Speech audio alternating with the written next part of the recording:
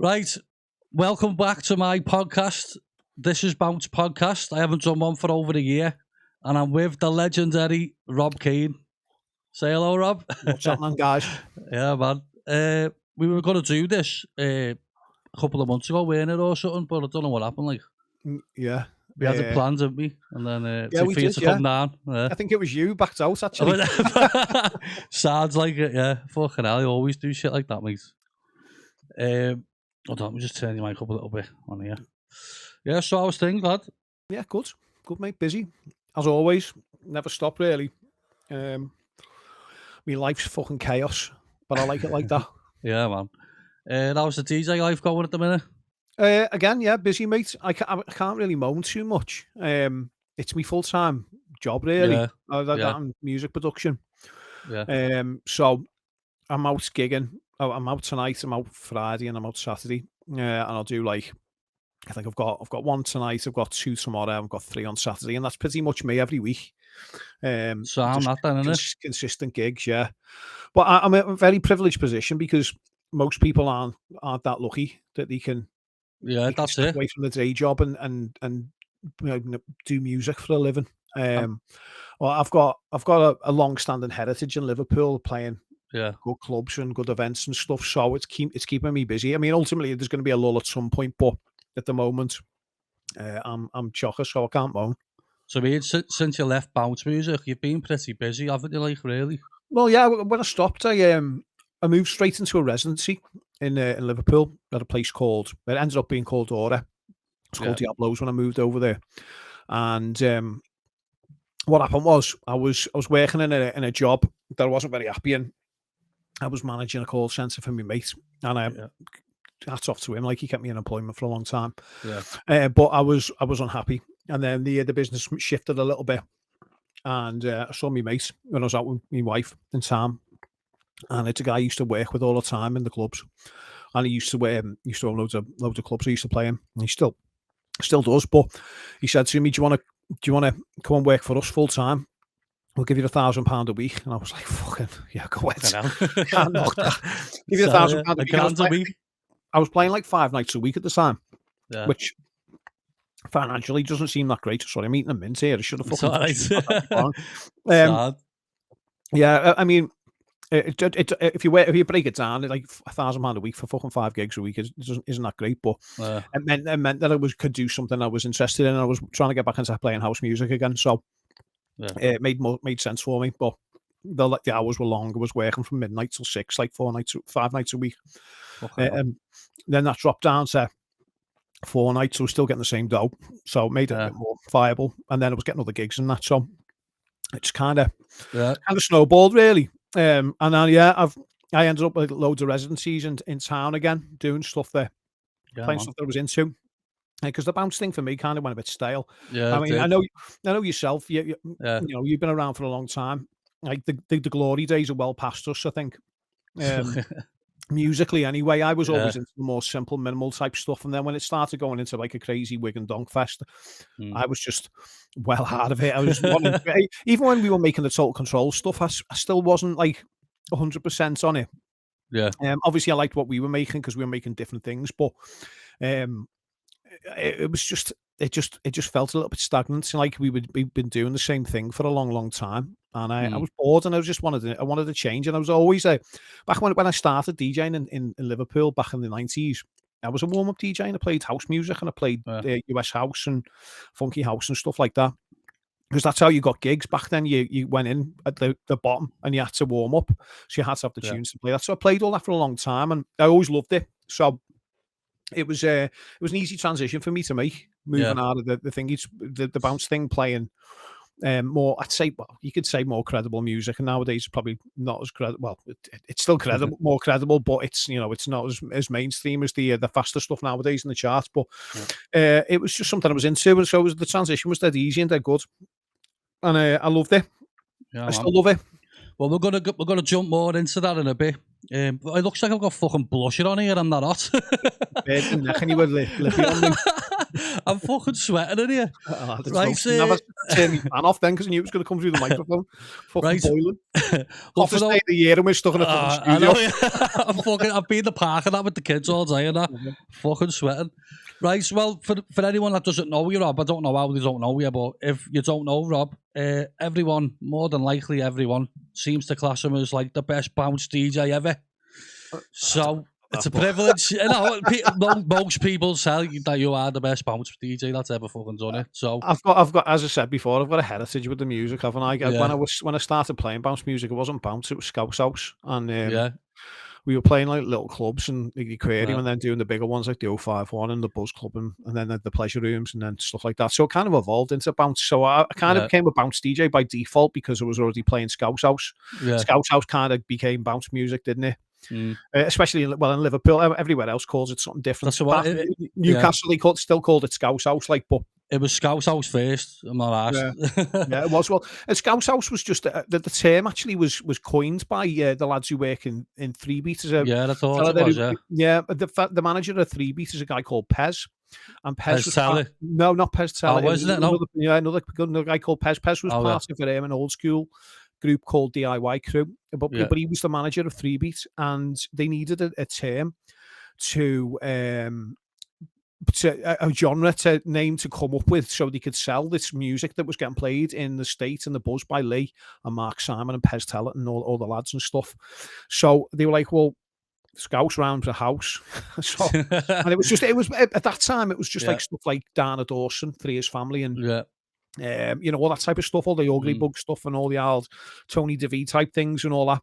So that's what it was kind of, although it was that's just like house and hard house, it was coined in Liverpool, the Scouse House, and then that became the more bouncy stuff from Holland, didn't it? So well, it was all different genres mixed together, weren't it? You used to go to 051, you like Lee would play like he'd play Enjoy Anthem, and then he'd play some fucking wacky Dutch house thing, and then he'd play some trance, and he'd play some hard house, and then they'd play some like mad tribal funky thing, and then and then an old school tune again, and it would just be in a big amalgamation, and that was kind of Scouse House, but it's not Scouse House what people think it is now. It was different back then, and it was just like happy, hands in the air, euphoric moments, really. Well, right, so we're going to go right to the beginning, Rob. I asked this question to everyone that I've had on. How old was you when you first listened to dance music, do you reckon? Right, so I was aware of it when I was about 12, I think. That would have been 93. 12, 13, and then when I was 13, I started going to my mate's house when I was in secondary school. Started going to my mate's house, and he had the box on cable TV. And it was a music channel where you selected your own music, you text in, and like he has a code on the screen for all these songs. You text in, and they would play your song. And all the time throughout that, there was you'd be sat there watching, just chilling, and then Prodigy would be coming up all the time, because obviously in the early 90s, the Prodigy was a big fucking deal. And people wanted the rave fix, so that was the best way to get it that time. And because people were still playing records, and CD players were far and few between, and there was no internet. So unless it had come on the radio, that was the only way you could hear these tunes. So the Prodigy tunes were coming on all the time, and I remember hearing Outer Space. And the video come on, and they're all dancing, and they've got rave gear on, and that. I was like, fucking wow, what's this? Fucking music's amazing. And then that was it. I was hooked. Then I got into Stu Allen a year later.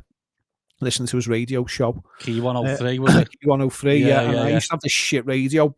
And it had like the aerial was like a fucking bit of wire. With tinfoil and all that. So what I had to do is I had to hold the wire above my head while I recorded the show, and so I'd be sat there like that for an hour. Recording Key 103. I remember all them days, man. I done the same thing. Yes, Stu Allen was because he would tell you what the names of the tunes were. He was going, this is the latest one from Asher or whatever, and you play, so you'd know the names, I'd write the names down, and then I'd start going to the record shops, because I was a bad collector. I was always a geek, I was always a hoarder, and I wanted to own physical copies of stuff. So I would write the names down, and I go into the record shops the next weekend and ask, have you got these tunes that Siobhan's playing? And most of the time they'd fuck, especially if you went into 3-beat, they just fuck you off because they were assholes back then. How old do you reckon you was when you first like went record shopping then, Rob? Oh, I was 14. Was you? Yeah? 14, yeah. I was 14, and I amassed a record collection. And it was only when I had a bit of a collection I thought maybe you should get some decks, because I used to listen to mixes all the time. I was obsessed with happy hardcore, and I used to listen to mixes all the time, and DJ play a tune, and you go, "Oh, there's a fucking ram of that," and the next one will come on, and you go, "I fucking hate this tune," and then I used to think to myself, I could probably do a better mix than this with all the tunes I actually like. Yeah, and that's what made me want to be a DJ. I wanted to play other people the tunes that I liked. Yeah, that was it. So I just started buying records first before I even like thought about it, because I just wanted the physical copies, and it was different then. Music wasn't throwaway; you had it in your hand. I mean, I've still got all my records here now. Yeah. It's a bit of artwork on it, or the sleeve's got pictures, or fucking like you turn them around sometimes. There's stories on them and all that shit, and it just looks good and looks cool. So I always wanted records first before I became a DJ. Yeah, man. This was my earliest memory. I used to have like a fucking ghetto blaster, and I put it outside the window so everyone could hear me music when I'm playing. Yeah. So what I mean, like shit like that, and I was like, that must have been my first little experience of fucking. That's your first becoming a DJ thing, isn't it? Yeah. I wanted everyone to know what I'm listening to. Do you know what I mean? Any opportunity I got to play music, I'd do it. I remember me little brother. He must have been 6 at the time or something. Yeah. He had a little party in his garden. I was like, I'm going to go and get the fucking hi-fi and play tunes to these kids. And this hi-fi set up in the garden, right? And my brother's birthday's in August, right? So it was like the hottest time of the year. And I've got this fucking hi-fi in the garden, put my records on, and they're all warping in the sun because it was fucking roasting. Yeah. When we used to have our decks, they were right by the fucking window, and they'd warp sometimes, and I used to flip. Yeah. Because when I first got into DJing and all that was because of my mum. I don't know if you knew that, like. Yeah. I think we've sort of. My mum had decks and all that, and like they had to set up by the window. She was a big ravey, your ma, wasn't she? Was she an 051 head, was she? Or she never, I don't think she went. She went to Pier a lot when it was in the 80s and all that, when it was like a fucking punk fucking place or something. They used to play Northern Soul, didn't they? Yeah, they played all weird shit in the 80s. That's when my mum went, I think. Yeah. She used to have a fucking big Mohican and everything, my mum. Yeah. All fucking earrings like the way down her ear and everything like that. Yeah. So, like, who do you reckon like were your big inspirations back then, Rob? Stu Allen's me main one. Because without Stu Allen, I wouldn't have had the outlet to find out the names of the tracks. I was obsessed with his radio show every single week. I'd listen to the hardcore set which he used to do first, and then he used to play house for the second hour, and I'd clock on some of that as well. And then I was into DJ Psy as well, because he could scratch, and I was into all that. And then when I started getting out of the hardcore thing locally, we had such a thriving scene with the Scouse House stuff. So Liverpool, it was people like Lee Butler, Pez Tellett, Mark Simon, probably all the same as me. Steve McGee, Mark McGee was one of my mentors. Then all the lads from the Buzz, Steve Cocky, Alan Holt, Adam Maddox, all these lads that they're now my mates. Like I used to look up to them all and that. John Cotton was a big one as well. He had all the fucking rarest tunes, and he used to go to Holland and get his records, and you knew what the fuck they were. So it was people like that who inspired me early on. Well, then as I got a bit older, I used to like stuff like Tony DeVee and Judge Jules, and then me Dutch connections, so all the club heads and DJ Steven, DJ John, all them type people. And I was into the German stuff as well, Brooklyn Bounce, SM Tracks and all that. So there's been loads of inspiration over the years of what's kind of crafted my sound into what it is. It's always been a bit of an amalgamation, my sound, of different types of stuff. Because I've always been influenced by lots of different music and DJs. So yeah, man. So you were 14, going record shopping and all that. How old was you when you got your first gig and all that, do you reckon? Oh, my first gig was either November or December 97 it was. Yeah. And I was best mates with Ian Redman in school. Still best mates with him now. He's godfathers and my kids. And obviously Ian's had a lot of success with Ultra Beat, but we started the Smashed same. Yeah, started the same at the same point. We went to the same school. He's a couple of years younger than me. He's in my sister's year, and we used to sag off school and go to the record shops and just fucking hound people and just doss around all day. But he was always a big mouth, so. He would be messaging club promoters all the time. We'd pick the flyers up and he'd go over and he'd ring them. I'm a DJ. Me and my mate want to come down. He'd lend my records because he had no fucking good tunes. And we used to. In the end, he ended up blagging us a gig at this under-18s club in Southport called Manhattan's. We had a heard of that, yeah. Yeah, Manhattan's. They had an under-18s event called the Prom. I went to an under-18s at Southport. It might have been the same place. I don't know. Yeah, we did that every fortnight. I think it was. I used to play in the hardcore room, and then I'd go and do a little bit in the house room as well with Ian, and I used to MC for Ian. Oh, you done a bit of MCing? Yeah. It was terrible. I'm more of a hype man than I can't rap. I'm a fucking joke. I done a bit of MCing like in my room and that, like wrote a few lyrics down and I thought, I'm shit. Yeah, mate, I just haven't got the vocabulary for it. I'm terrible. But I used to just get on the mic and make everyone scream and put their hands in the air and all that type of shit, just hype stuff. Yeah. And it made them look fucking a million times better. You know what I mean?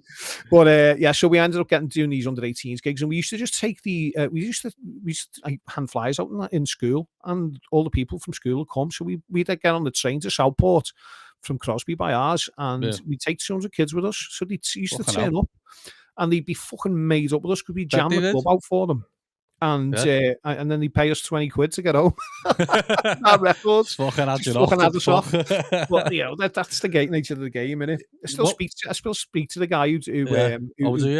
Yeah, his name's Barry Fallows. His dad had Fallows too in Aintree. All the Fallows clubs, and he also had the Buzz Club as well. Yeah, I still speak to Barry nowadays. Yeah, he's a good guy. What was your favourite music back in them days then? What was your best? I was still playing Happy Hardcore then. Oh, was you? Yeah, I started buying House and Scouse House stuff because I was playing in the house room every now and then. And but it was mostly Happy Hardcore stuff, and I was always into like the dead cheesy vocally stuff and a bit of bouncy techno. Yeah, man. So like stuff like DJ Demand, Jumpin' Pumpin' and Toy Town and Heart of Gold and all that type of stuff. DJ Demand made a remix of Cry, didn't he? Yeah, he did. Yeah. It was a good fucking remix. Paul, as well. Yeah, he's remix. He's a good guy, Paul. So you started DJing when you were at 19, did you say? When I started DJing, in a club. Sorry. Oh no, I was 16. Oh, 16. Yeah, 16. I was. So did you hold any residencies a bit later on than that, like around about the same time, or? I was just doing the under-18s for a couple of years. Yeah. And then when I got to 18, actually, I did. I was because I was playing hardcore, and I used to play gabba as well, a little bit of gabba. Oh, fuck me, that's heavy. That stuff. I know, fucking madness, absolutely 200 BPM and all that. Yeah. I was into a guy called Clarky. He was like a techno DJ. And I used to play like 200 BPM stuff, but all his tunes had like mad alien samples in them and that.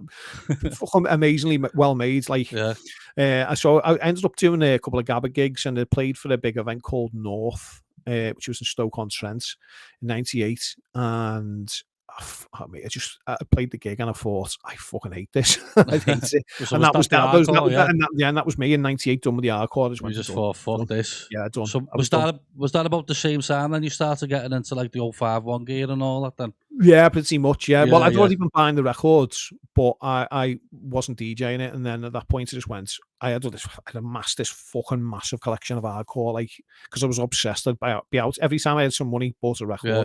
Even if I only had £2, I'd go into town because the bus was only 14p back then, and I'd go and buy a record from some bargain bins, some hardcore or whatever. I was obsessed. So I'd amassed this massive collection of records, and I just went into plastic records where I ended up managing. I went, do you want to buy these? And he went, yeah, go ahead. He went, how much do you want? I went, 500 quid. And he went, fucking sold.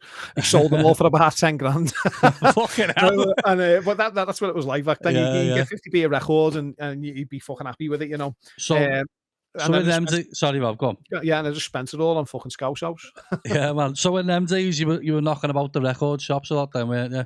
Yeah. So Did they just like pick it up and ask you to come and work for them then in the end? Well, Like, it just kind of happened by accident, really, because Ian was sagging off school well more than I was. Because I was a bit older. I was in sixth form by this point, and I was hoping to be a graphic designer because me dad made computer games, and it was an easy way into the industry. So that's what I was going to do. But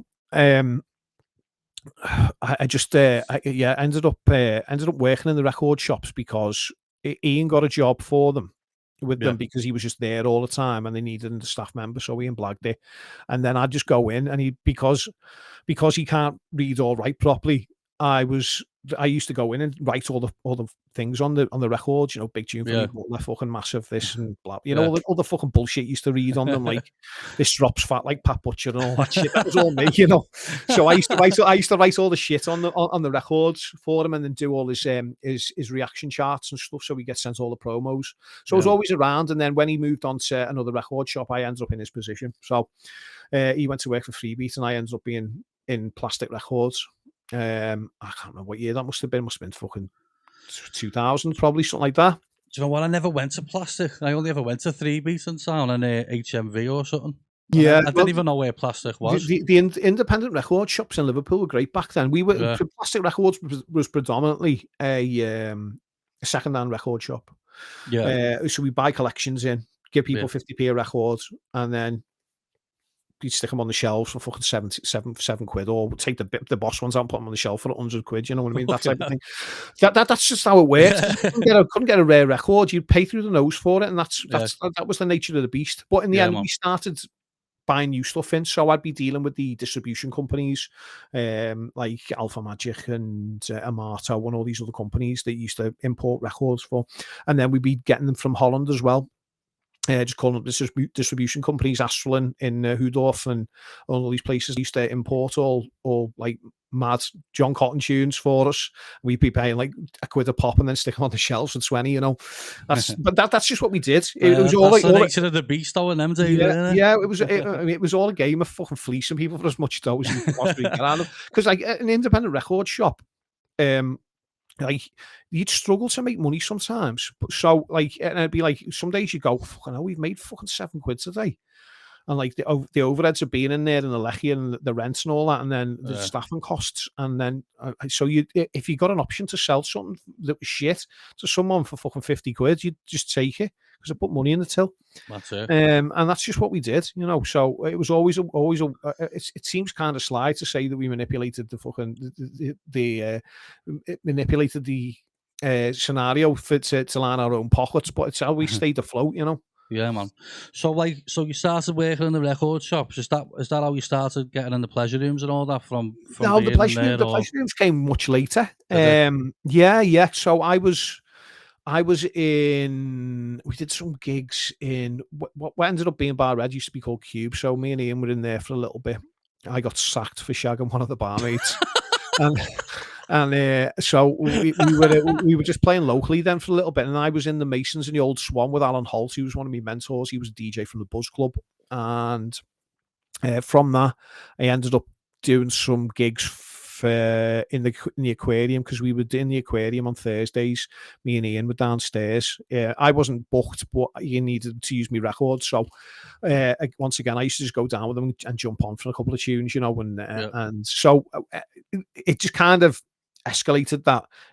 Ian ended up playing in the main room upstairs, and then I had downstairs to myself. So I became a member of the team, and then when more room came upstairs, I ended up going up there, and it was my chance to shine, really, because I was technically better than every other not bigging myself up, but I was technically really fucking good, Oh, obviously, you was, and I actually had a platform and an audience to perform to, because the downstairs room was cool and all that, but you were playing kind of as a bar staff a lot of the night. And so when I finally had bit of an audience, I started getting more gigs off the back of that. So I ended up doing some spots in the Arena, and then some in the Buzz. And little bits and bobs in the 051, and then the pleasure rooms come a little bit after that. So Ian and Chris had gone over to the pleasure rooms, on Saturdays, and by this point it was on Juice FM and it was fucking massive. Yeah. But Carl messaged me because he wanted a DJ for the Sunday, and he said, can you come play for us? So I ended up playing the Pleasure Room Sundays, and it was a bit mad because I was getting out of bed at fucking at 3:30 in the morning to get there for 4 and playing 4 till 5 or 4 till 6 or whatever it was. It was an after hours club, wasn't it? For 75 quid. But I was living in town at the time with my bird, so it didn't really matter. I just walk in with my records or whatever. And then from that, when Ian and Chris, I think it might have been Chris who left first. When Chris left, he put me on the Saturdays, and then from that, just fucking blew up. That's what I mean. You ended up being like probably the biggest DJ there, I think. At the one point, it was me and Alex K. Really, yeah, it was. What was it like meeting Alex K and all that? Because you used to play his records first before you meet him, I suppose. I don't get starstruck by DJs at all. Most of the time you meet them and they're just another person like you, another music geek. Alex Alex is quite a quiet guy, really. Very, very reclusive. Yeah, keeps himself to himself. Wasn't a party animal like us. We were all fucking mental. I was speaking to Paul H about it the other week. Me and him were going to a gig, and he was going, "Rob, I was fucking nuts back then." I said, "We fucking all were nuts." I had Paul on here. He was the last podcast actually. Yeah, we were all fucking nuts, mate.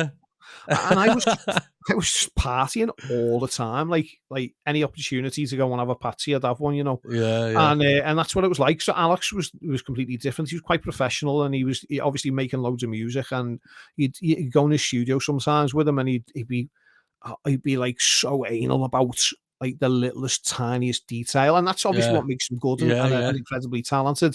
He'd be like trying to tune like the tiniest part of a vocal, and he'd be looping it for like hours and trying to get it right, and you'd be like, "Fuck me, man!" It stands out with his music, though, doesn't it?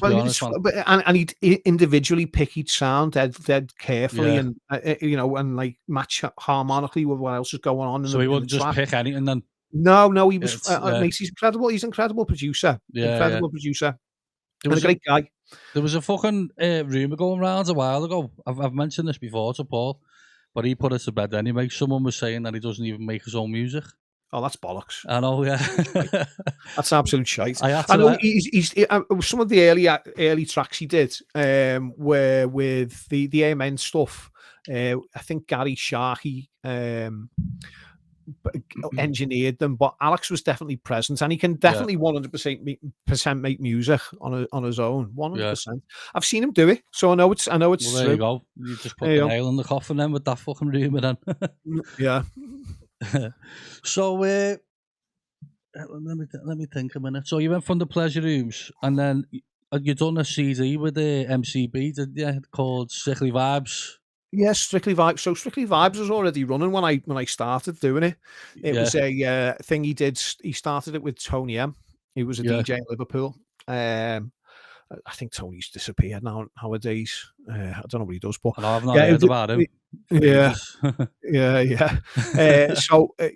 Ben said to me, "Do you want to come and do this mix?" And I was like, "Yeah, go ahead, I'll do it." I said, "What do you want me to play?" He went, "Just do your thing." So I just fucking grabbed that handful of the maddest records I could find that I liked. I didn't give a fuck what they were really. It was just like some of it was new, some of it was old, and just bang this mix together, and it went fucking crazy. Mate, honest to God, that's still the best CD with MCs on ever, I think. Yeah, the MC combination hypo. It was unreal. And Ben was just fucking mental, and like the tunes that they had loads of space for them to breathe and talk and rap and stuff in it. So it just kind of made sense. And I can't tell you how many copies of that we sold, but it was a fucking lot. If I still had the money now, I'd probably buy a house with it. It was a lot of dope.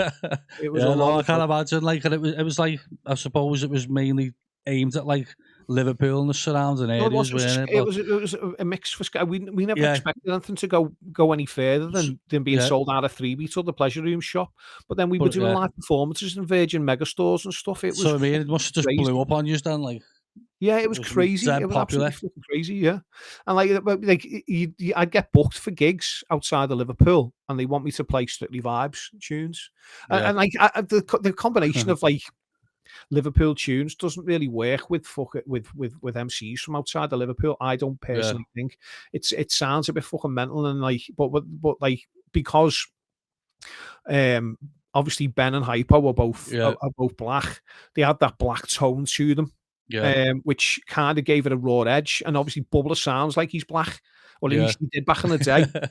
He does actually. So it was almost like a fucking urban donk mix. Do you know what I mean? It was still the best. It was so fucking it's so cleverly put together, and like, you know, the way they rapped over it was fucking amazing. It was like seamless. So I found that like playing that type of music didn't really work when I go to Wigan or whatever, you know. No, I can understand that, because it's a bit of a different scene, isn't it? Yeah, I started playing in Wigan Pier. It's been about 2003 or 2004. I can't remember what year it was, but I had all intention just turning up and just playing the biggest like tunes that I liked. So a mixture of fucking Dutch house and like fucking proper bouncy gear and that, and like they were playing like Ozone, Bounce, and fucking Jesse look at me now. Jesse look at me now and stuff, and I was like, wow, what the fuck's this? But it was going off. I thought I was going to play Fierce Days like that and fucking Sleepers Infinity and all that type of stuff, and it just was like not like that. I was like, wow. So it's always that different. Considering it's only like fucking 20 miles up the road as well. It's just fucking. It was just a million miles away from what we were doing, but the same, you know. Yeah. I never actually went out to the Liverpool and all that in them days. I was just going to pier and that. But I grew up listening to like Liverpool, like the scene, like 051 and all that. So, and I could tell it was completely different already. Do you know what I mean? Even in them days, like, because they had Maximes as well in Wigan, didn't they? Yeah, they were sort of similar, I suppose. Yeah, Maximes was more MC based, because there was no MCs in Wigan Pier originally. It was just all about the music, which I liked, because it meant I could do could do what I needed to do, you know. And if I needed to move the music in a different direction and play something more vocally, I wasn't going to have someone chatting shite over the top of the mic over it, you know. And that's what I preferred. But they were both very similar, but different entities. It was like the difference between the 051 and the Pleasure Rooms, really. Yeah. And even like in the modern day, I remember bumping into Alan ADF, who was at yours today. Yeah. I seen him at Pure, because he was his first ever gig in Wigan, and he come in and went, "What the fuck's going on in here, Willo?" I went, "What?" He went, "It's fucking nuts in here. Everyone's fucking in like sports gear, or everyone's got the tops off and all that. The fucking the girls are bouncing out with neon gear on and all that." Yeah. I was like, "Oh, it's completely different compared to so Alan used to be my driver for a long time. Yeah, he was. He used to pick me up and take me to all my gigs. So we've been all over the UK, me and Alan. Yeah. So he's seen some sights. Seen some fucking sights in, like. He used to be one of the fucking sights, if I'm honest. but even like he said, like, even the music's completely different, even now to Wigan than it is to Liverpool still. Yeah, I know it is. Yeah. It is. Like the stuff we're making, or at least I'm making with him, is it doesn't translate to like a Bounce 7 crowd or whatever. Definitely couldn't play like that type of gear, could you? No, like, it's mad. It's a lot slower, and like we did a remix of Love Struck recently. It was originally by Dizzy DJs, did it? Yeah. Like, obviously it samples fucking Southside Spinners, but we did a mix of that, and it's got like a fucking mad like sidetrance drop in it. But it just doesn't work anywhere else out of Liverpool. That's what I think Bounce going forward needs to start like incorporating that style of like music into the sets, and a lot slower. Like now, because I think it's still stuck like in the old days Bounce, like with the tempo and everything, and like it's up to producers, I suppose, as well, to like just make them slower and see what happens. But everyone's still fucking making like playing 155 sets and all that. No. Well, so I stepped away from the Bounce stuff in 2017, and I just had enough of it. And then I started making more pumping stuff again about 3 years ago. But I was making it 130 BPM because my thing years ago was this music's getting too fast, it's getting too stupid, it's so parochial. You don't get it doesn't get played by anyone else anywhere in any other part of the country, only at these donk events. And my thought was, let's make music that's like this but a bit slower, so it can actually fit into the bracket of getting played at like commercial house venues, or by house DJs, or by Judge Jules, or by this person, or by that person. And so back in the day, I did try it out, but it just fell on deaf ears, and it felt like it was a bit of a labour of love. And then it started doing it again. And obviously nowadays, it's like, you know, the current climate, it's big. It's big again. People like you got Hannah Lang and Patrick Topham playing old Scouse tunes like at 140 BPM, and then you've got clubheads who've just had a resurgence in their sound. They're making the stuff they were making in the 90s. Yeah. Which is getting big plays in Holland and you know getting played by fucking Armin van Buuren and stuff, you know. So it needed to go slower in order for it to go forward, but it doesn't seem like the bounce crowd are catching on to that. That's what I can't understand it, man. Like that sort of style, that's 138, 140 is massive now. It's never, it hasn't been as big as that since like the 90s, I don't think. Well, bounce music, the scene, bounce should like start incorporating that slower like gear in a club. People are so stuck in their own ways. They're scared that if they play something that's not donk, it's not going to work. But a good tune's a good tune, regardless if it's got enough donk bass line in it or not. Yeah, it's mad like how things go full circle, because I was playing in Corfu with BK a few weeks back, and he's gone big again now, hasn't he? I was speaking to Ben. He said to him, he said, I was talking to lads at Tidy, and they don't believe me that hard house currently is the biggest music in the world at the moment. They don't believe me, but I'm telling them it is, because we've got people like Charlotte DeWitt and all that playing Revolution to fucking 100,000 people at EDC, and it's the biggest tune of the fucking day. Yeah. He said they don't realise that. Like he said, I'm watching my Spotify stats going up and up and up and up every single day.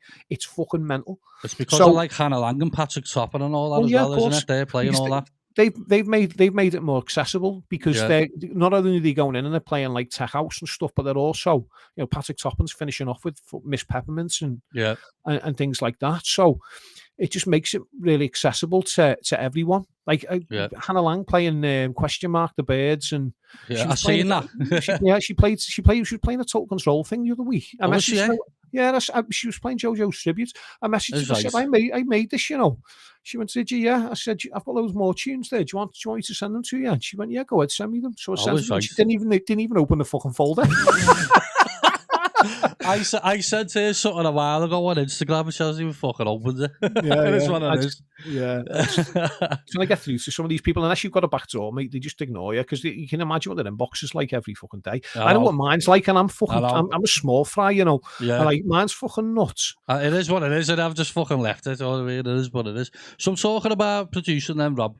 Yeah. Like, what do you think your biggest factor it is that you've been involved with, like sales or your personal favourites or anything like that? Sales wise, is Static Bounce. Is it? Yeah, and it's my least favourite track.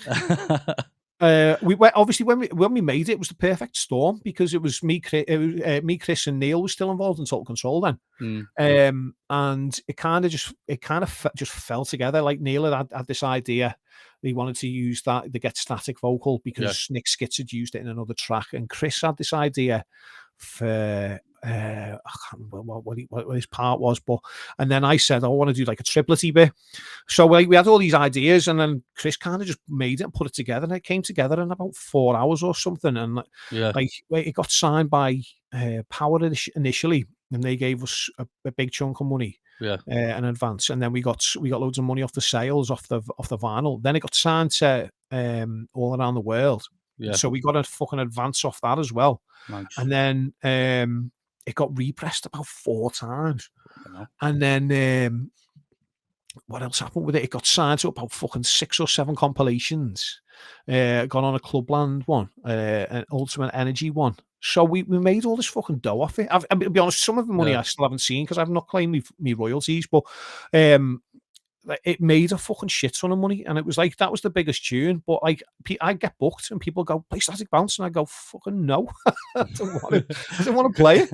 Like, I hated it, because every time I'd turn up to a club, some other fucker would be playing it, and I'd be like, what's the point of me playing it? It was massive though, like especially in Wigan way and all that. Exactly, it was fucking huge. Well, we made a load of other tunes, like, and give them to Mikey and Ben, and they just didn't like any of them. They were like, no, we don't like these. I was like, well, fucking, there was a remix of Head Check, which I thought was better than Static Bounce, and he fucking hated it. So I was like, all right. So they took that, and it did really well. And then we ended up doing fucking loads of remixes off the back of that, really. Like, we were doing remixes for loads for ministry, loads for all around the world, tons for 3 beats because I was working in 3 beats at the time, Yeah. and I was doing some A&R for them as well. So every time I brought them a track and they signed it, we get a remix for it. So we get 500 quid fucking for the remix. Yeah. Or whatever it was at the time. Fucking big money that as well, innit? Especially well, back for a then as remix, well. mate, and then we were doing fucking 2 a day, you know. So it was good when you could get it. Yeah. So Static Bounce is still the biggest one, but it's my least favourite. What's your favourite one then? The Moby thing, is it? The Moby thing was that was my favourite. I think you done. The Moby thing was the thing that one of the ones that blew me up really big because I didn't give it to anyone. Yeah, no one fucking had it. So if you wanted to hear that song, you'd have to book me to play it. Yeah, and I'd come play it. I put it on stupidly put it on the beginning of one of my mixes. Scratched all over it so no one could rip it, and people still ripped it off and played it with the scratch in it. So in the end it ended up out there like. But the forum days that were. Yeah. You just dumb your head right in as well. Everyone's tunes would be all over the fucking forum for free. It's funny this because when we did the Joe Inferno JoJo's tribute thing, when we done that. It was on. I put it on a mix, and someone had ripped it off the mix and put their own intro and outro on it. But they used to do that. I think they put it in with all the fucking Joe Inferno stabs, but they were out of key. Oh. And I was like, and it was I can't remember his name, was DJ Eddie or some fucking plant pot anyway. And I never turned up to this gig in Wigan, and I was doing the cricketer, and Yanis was on before me. Obviously, me and Yanis are mates, boss mates. And Yanis was on before me, and he played it. And I went, "What the fuck are you doing, lad?" I said, "This is my biggest tune at the minute. I fucking made this." And he was like, "Just look," he was fucking galleyed out of his mat. I only got it online. Just looking at me like that. I've had Yanis on here. He's funny. I had him in the studio. I back and I told him about it, and he was fucking mortified. But yeah, that was another big tune. Like, we were kind of just churning out fucking big tunes after big tune, and like people would, even the ones that didn't really hit for me, other people were just playing because it was a Total Control tune. So like going from like producing and all that, and then you left bounce music, didn't you? What year was that again? 2017, I think. And then you took a residency in town for house music, weren't you? Yeah. So what year was it when you started your label then, Rob? Mama's Milk? That's 2 years ago now. 2 years ago? Yeah, oh no, it's November 22 it was. November 22. Yeah. And I've got a tune on that. I've like you have, nice yeah. One, yeah. That feels like my third house track I've ever made. Yeah, or it's really good stay as well. Yeah, it's not bad, yeah. Yeah, really good. Like, yeah. So how was the label doing, like? I don't want to lie and say it's making me loads of dough, because it's just not. These things are a labour of love, I think. Until you get to that point where you're as big as Tool Room or Defected, and it's a fucking multi-million-pound business. Yeah, labels don't really make you any dough. But for me, it was all about having an outlet to put my music out, because I would make a lot of music, and then I would send loads of demos out, and 9 times out of 10 you don't get a reply. I know maybe 95% of the time, you just get ignored. Yeah, and I found it really frustrating, because I was playing these tunes in the clubs and in Liverpool, and I'd be like, this has really got some legs. This could really work. Yeah, if this gets in the right hands, this could blow up. But no one would fucking listen to them. And it didn't matter who was sent it to. Could be one of the top ARs, and I know, or a big DJ. People just weren't playing them or listening to them. So I got frustrated in the end. I just set the label up because I needed to put my music out. And that was what it was for. And in the end, I was like, well, if I can do it for my music, I can do it for other people I know as well who can't get their music out there. Because ultimately, the hardest part is getting your music onto these streaming platforms and things. And not most of the time, they'll never recoup the money you spend putting them out, ever. They just won't. But you've got something to promote as an artist. It's getting your name out there though as well, isn't it, for people that aren't like getting recognised or whatever, or they can say like, I've got a tune on Beatport or whatever. Yeah, of course, and it's something to brag about, isn't it? It's something to say. You put it in your because everything's social media heavy now. It's something for you to say in your socials. Oh, I've got this track out on Mama's Milk, or I've got a track out on this label, or whatever. And you can promote it, and people can go on Spotify and they can follow you and listen to you, and that's ultimately how you build a clientele, a client base nowadays, of course, a listener base.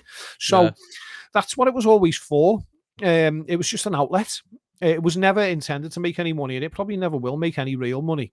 I'll never be able to buy a fucking speedboat. Never anyway. say ever, though. Never say never. You never know. No, you know what happened last year? We had I did a track with Wiggy. It was called "I'm Rich," and it was like a pumping Dutch house thing. But we had a house mix done by a guy called Cookson, who's from Widnes. Yeah, and it blew up overnight, and like it was getting played by some big DJ somewhere. I don't know who, I don't know where, but it started. The Shazams on it started going fucking nuts. yeah. I was thinking, fucking hell, this is really, really going to take off. But it just needed that extra big person to play it. And it never happens. And it, obviously, you know, the shelf life on a track now is like 2 weeks. It was 2 weeks. It was fucking massive, and then it was gone. And that was the closest we've come to having a big one. But I just keep persevering. It's, as I said, it's a labour of love. I'm not making any money out of it. I just do it because I want to put music out. I want to put other people's music out, and I want to just be able to put something back into it. You know, I've took loads out over the years, and I want to be able to put something back into the industry. Do you send the music out to like any big DJs or anything like? Just the ones I know. Just the ones I know, really. Every now and then someone message me and say, "Can you send me this?" Have you never thought about like sending it to like anyone like bigger or anything? Oh no, well, initially I did do that. That's what I was doing. I had a big mailing list and I was sending stuff out. Again, the replies on it, even when you go through like InFlight, which is like a promo service. I don't know if you know about InFlight. No, I don't know about that. Yeah, so it's like a promo service you sign up to, and all different labels subscribe to it, and then you get the records off them labels. They send them to you every single week, and you get like loads of promos to download. So, even through them, you were getting like downloaded by Marco Carola, or downloaded by fucking Purple Disco Machine or whatever. You know, they were downloading them, but then no one was ever playing them, so it never went any further. So it would only take that one play, wouldn't it? So sorry, it would only take that one play off someone. That's all it takes, and sometimes it just takes a TikTok play, some gobshite in his fucking clapped out Fiesta rapping to your tune, and that's going to make it, But with 100,000 followers, but that I don't actively seek that out. I just can't. I'm kind of happy just to put music out and see what happens. If the artist wants to promote it themselves, like fucking dead heavy and do all sorts of shit, then that's more power to them. But I just want to get the music out, Yeah, man, it's a good idea, like setting your own label up. You should do it, Steve. I've thought about it, but I don't think I can be asked. I haven't got the time. If you're just putting your own stuff out, though, mate, it's just a good outlet for you. It's relatively cheap to set up to do it just for your own stuff. When you start to put out other artists, that's when it costs you money. Yeah. So my outlets are probably higher than me incomings off the labels, purely because that was speaking to ADF about it before. Yeah. How much money is this tune made? One of the ones he's done, which is fucking top of the chart. I went, that hasn't recouped yet. But you'll have to wait a while as well, don't you? Mate, a couple of years. But I got a tune signed to Black Hole Records about 4 years ago, a house tune, and it took me 2 years to get 50 quid. Fucking hell, that's mate, it's fucking mad. That's the stakes of fucking. They don't pay. No one pays out until you hit 50 nicker as well. So it's the stakes of like what it is now, in it. You know what I mean? Like it's not like back in the day. This is it. You see, if we'd made the tunes I make now, if I'd have made them, 20 years ago, or we would have done a vinyl of it, and I would have sold 5,000 copies, and then we would have moved on to the next one and sold 5,000 copies. So each one would have made at least $5,000 each time. Yeah. It's a shame it's not like that anymore. To do. It's a shame it's not like that anymore, man. But it is what it is. Like fucking, what is it, like 90p or something for the track? Yeah, 89p or something on iTunes, isn't it? Or fucking £1.20 on Beatport. Yeah, and like out of that money, like, so say you sell a tune for a quid on Beatport. Yeah. Beatport take 48% of that, so they take 48p. If you sign to a label, you're left with 52p. The label take 27p, and then they take the costings of what it's cost to put out on it, so any artwork costings. So you're left with about 12 pence every time you sell an MP3 for a quid. You get 12p or something. Oh, the distribution costs as well. Distribution costs, so they come off as well. It's just fucking, it's nuts, mate. You make no dough. So, but for me, it was never about making money through putting music out and releasing music, but having content. So I've got obviously before it gets released, it's exclusive content for me to play in my DJ set. So when I turn up, I've got loads of exclusive edits and tunes that no one's heard before, and then I play them. And then when it comes out, it's just out there for people to enjoy if they want to listen to it or buy it. That's it. I mean, you've got, like you said, you've got somewhere to put your own music out because no one's fucking taking it on or whatever, and you're helping people out as well, aren't you? That's it. Yeah. Right. So we'll move on, and I'm just going to ask you a question, because I've asked everyone this. So name 5 of your favourite ever tracks. I can't say 1 because it's impossible. So 5. Name 5 of your favourites. The Invisible Man, Give a Little Love, the DJ Rene and Groove Power Mix from Holland. One of the biggest tunes for me ever in my sets. On Strictly Vibes 2. It's fucking it's followed me around that. And I robbed it off John Cotton. It was a John Cotton tune he used to play in G-Bar. That one, Agnelli and Nelson Every Day. Oh, that's one of mine. Lange mix of that. The everything about it's perfection. It's unbelievable. Let's think of a piano one. Let's go with Jenny Keep Warm for a piano tune. Unreal. Italian House Records. 1990. Oh, fucking hell, 92? 92 that. When that piano kicks in, it used to be the fucking screamer. I've got all my records here. I could probably name you a million, mate. I know. That's why I said that. That's why I said 5 off the top of your head. Oh God, I can't even think of fucking 2 more. There's fucking millions, mate. Just leave it at 3 if you want. Okay, yeah, just leave it at I mean, I could just start pulling records out now and going, this one. Right. What do you think of like the modern bounce scene then? Because as someone looking in now, because you're not really involved in it much, are you? I'm an outsider nowadays. So I'm funny enough, I'm playing a bounce gig this weekend. I said I'd never do them again, but then I started taking them at the end of the year last year, and it was purely financial reasons, really. You know what? I don't really tend to enjoy them. I did Peer on Peer a few months ago, and I was playing on the outdoor stage and went on after Daz Birchall, and Daz was playing like Insomnia, the original monster mix at like 134 BPM, and I was like, fucking hell, they're like, this is me, this. So I went on and just played all my Dutch bits and all, like I played System F Cry and fucking Invisible Man and fucking Disco Fans and all that type of stuff, and it was fucking going off, like, and I proper enjoyed it. So like, but most of the time I don't get that buzz because I don't have the musical freedom to just kind of play what I want to play. So in respect to that, I don't really like them, if I'm honest. I don't really like. I absolutely fucking loathe the politics involved. I hate club politics anyway. I've always hated it. You know, if you play for us, you can't play for them, and all that type of shit. But I've never understood that either. The politics nowadays is fucking just, especially in the bounce scene, is just mad. Like, if you're playing a gig here, you can't play for us, fucking, even though our event's 4 weeks later on, you can't do this and you can't do that. And it's like, for me, it's backwards because I'm a professional DJ and I should be playing every fucking night.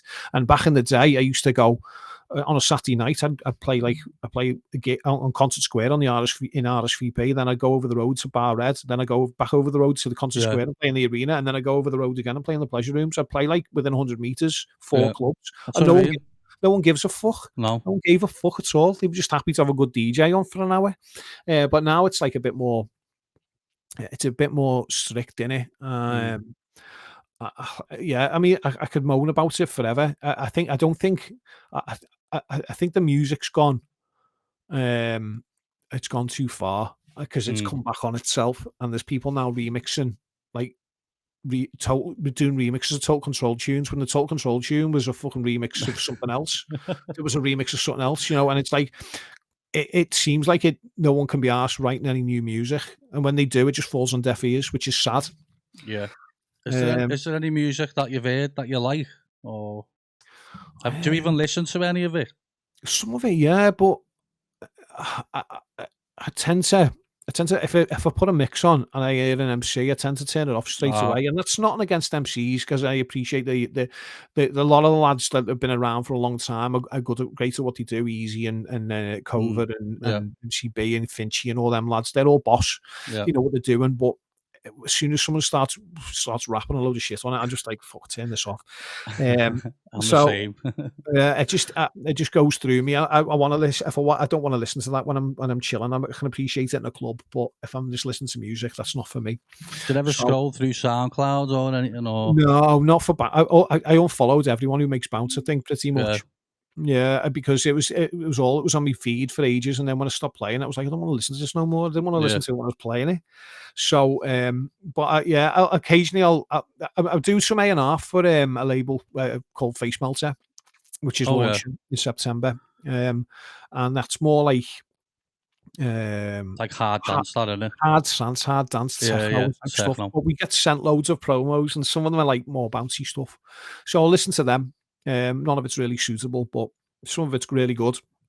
But I don't really tend to listen to it. I listen to all obviously I'm mates with clubheads, so they send me stuff, but that's not really bounce. No, I wouldn't say it's Dutch clubhouse. that's It's like a hard housey type of thing, that isn't it? A bit like a Euro dance hard yeah, sort of thing. yeah, Yeah, European dance, isn't it? But they call it clubhouse, don't they? is that what they call it? Yeah, club with a K. You've got a. Are you on a Paul Waiters event in the 051 with them? Yeah. Yeah. I booked them for them. Yeah, they're coming down, aren't they? Yeah, Yeah, seeing that. A Halloween, is it? yeah, Halloween. Yeah. Be good, Big that. good gig, big good gig. That last time they were in the 051, I booked them. It was a Make Some Noise event. Me and John Neal put on, Yeah, and it was good. Yeah, really good. They're good guys, you know. Clubheads. yeah, they fucking smashed it since the 90s, them, like.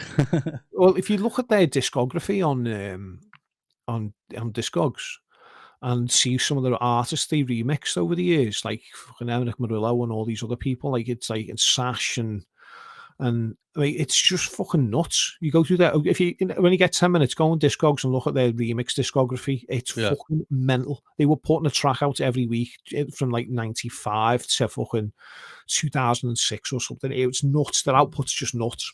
Well, funnily enough, I've got a quiz for you in a minute, which I told you about. And I was on Clubheads' Discogs, and I was having a quick look at like all the aliases and all that. Yeah. There's about 50 aliases. Yeah, it is, yeah. It's mad, isn't it? Like, Yeah. Did they make a like tech housey sort of game for a bit? Yeah, they did, yeah. Yeah. Kuhn was just was producing as Kuhn Grunwald, which is his Christian name. And he was putting out like techno and tech house stuff, yeah. Yeah, I thought he did. Yeah, he had a label called Absolute. Yeah. Yeah, really good. Really good producer. Well, before we jump into the quiz, I've got 10 questions that I've asked every single one of the podcasters since, I think it was like 5 episodes in, I think. Go on, so, mate. I already know the answer to some of these, what you're going to say. Bounce or bass? Bounce. Alex K or Clubheads? Clubheads. BCD Project or KB Project? BCD Project. A donk bass or a Scouse House saw bass? Well, now it depends, doesn't it? Because there's different donk basses, and some of them are nicer than others, aren't they? So, what's your favourite donk bass? If you go with the best donk bass, it's that fucking kicking hard donk, innit? Yeah, that's the best one. Or the one out of the remix of Avant Garde, you know, that donk. Yeah. Or it's the same one in Maury Klein, Cap the Bass. So that donk's a fucking power donk. It's like a heavy one, that one. But then when you get the Wigan donk thing, and it's all like it's been pitched up too much to fit some fucking Rihanna tune. It's just shite, innit? The Alex K donk's fucking a heavy one as well. I'm going to go with the Scouse bass because it gives me more. It gives me more options there. Yeah. Right. And the last music question is one's happiness or Love Inc. You're a Superstar. Both similar, aren't like similar category. I've played Love Inc. Superstar loads, so I'm going to go with that. But I think Wand is probably a better track. I think. Plus, it's by Paul Masterson. So is that who made it? Yeah. Yeah, it's with Yamanda, yeah, and Paul's my mate. So I played Superstar a million times, and it always works on the dance floor, and people fucking either hate it or they love it. So I'm going to go with that. Go ahead. So I've got 5 random ones now. Chinese or Indian? Chinese. Football or rugby? You don't like any, do you? I don't think. Fucking hate sport. I like a bit of boxing and UFC, but I'll go with footy because rugby sounds shit. Oh, that's terrible. I'm not into it. Tupac or Biggie?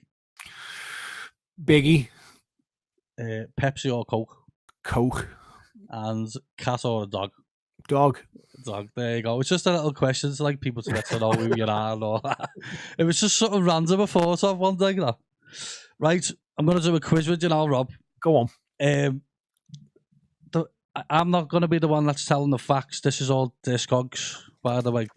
So, I don't know how accurate they are, like, but yeah, it's all Discogs apart from one question, which I've found on YouTube, a couple of videos, so you'll know what one it is in a minute.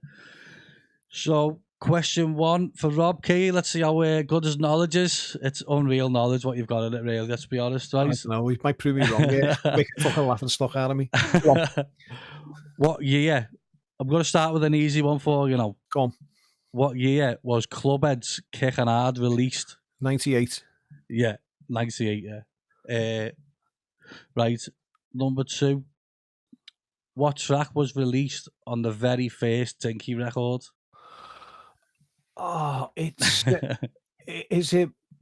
Oh, fuck! It's not Nick Skits. It's one. I haven't got this one. I think Nick Skits might have been a remix. He remixed it, didn't he? It's fucking. Is it Royalty? Yeah. What's the track? Is it Party Line or something like that? No. Is it Hornbag? No.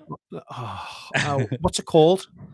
It's something like Asylum or something like that. I can't, Baby, don't you leave me. Oh yeah, I haven't got it, so I don't know that one. I knew it was Royalty. And for an extra little thingy, do you know what year it was released? It's going to be 2000, isn't it? No. 99. 97. It says on Really? Discogs. That's what it says on Discogs. I've not got Dinky number 1. I think my Dinky collection starts at number 3, I think. Yeah. Right, let's see. Number 3. What record was the last release on BCD Records? Oh, mate, I have no idea. I've no idea on that. You're going to laugh. Is it a Total Control thing? Yeah. Is it a remix of Uproar Brass Discs? Yeah, Brass Disc, yeah. Is that the last one? Yeah. 2006, and Bad Behaviour's got a remix on that. Yeah, that's right, on the other side, yeah. Fucking hell, we killed BCD.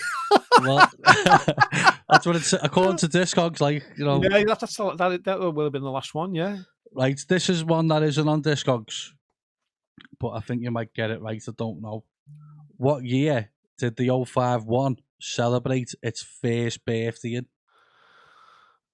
1990. Hold on, it changed names from, it was called something else, and then it was became the 051 in must be 92, 93, I'm guessing. 94, according to these two videos. Like it's both that's the same. Probably about right. Yeah, probably right. Yeah. So number 5, what was Alex K's first official release? On what label though? I think it's Dinky. Dinky. What's the first one? His first release on Dinky. Is it Angel in My Heart? No. Is it that one? It's before it. A year before it. Is it with? Was it the one with the men? Amen. No, I don't know. Hold on. What's that second one there? That might be with Amen. I can't remember. if it's not fucking the Garden of Eden fucking thing. No, it's not that. I'm going to. It's. He's got the record. Shake It Up. Oh no. Is it not that? According to Discogs, it's Pussy Whipped and You Got It. Oh shit! I was going to say You Got It as well because it was on Nucleus. Yeah, that's what I got it on first because I couldn't get that. 1999. Yeah, I think. Yeah. I was going to say You Got It. Fucking hell. Is my mic cracking on yours? Yeah, a little bit. Yeah, it is, isn't it? Hold on.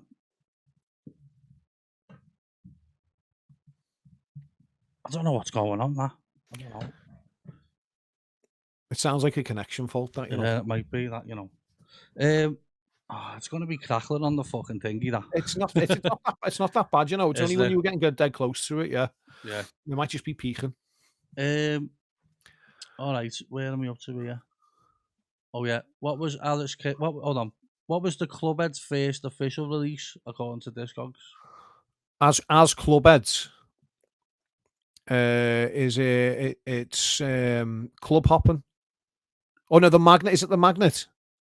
No, I don't think so. What's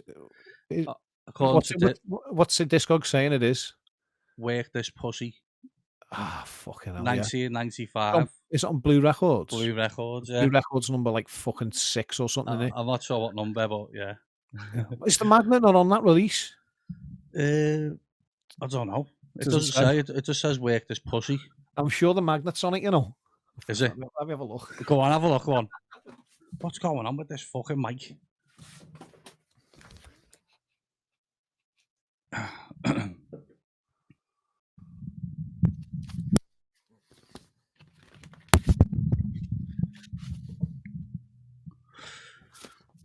Yeah, there it is there. Yeah. Right. And Work This Pussy is the first release, but as I said before, Club Hopping is also on it. Club Hopping, so there you go. I was kind of right. Oh, yeah. You must have been right then, yeah. Sorry, my apologies then. Okay, hell, man. It just says Work This Pussy on that. Yeah, the EP is called Work This Pussy, but yeah. Club Hopping is the second track on the B-side, which was the big one that ended up getting signed to AM/PM. My mistake then, and you got it right then. Right, number 7, is it? Yeah.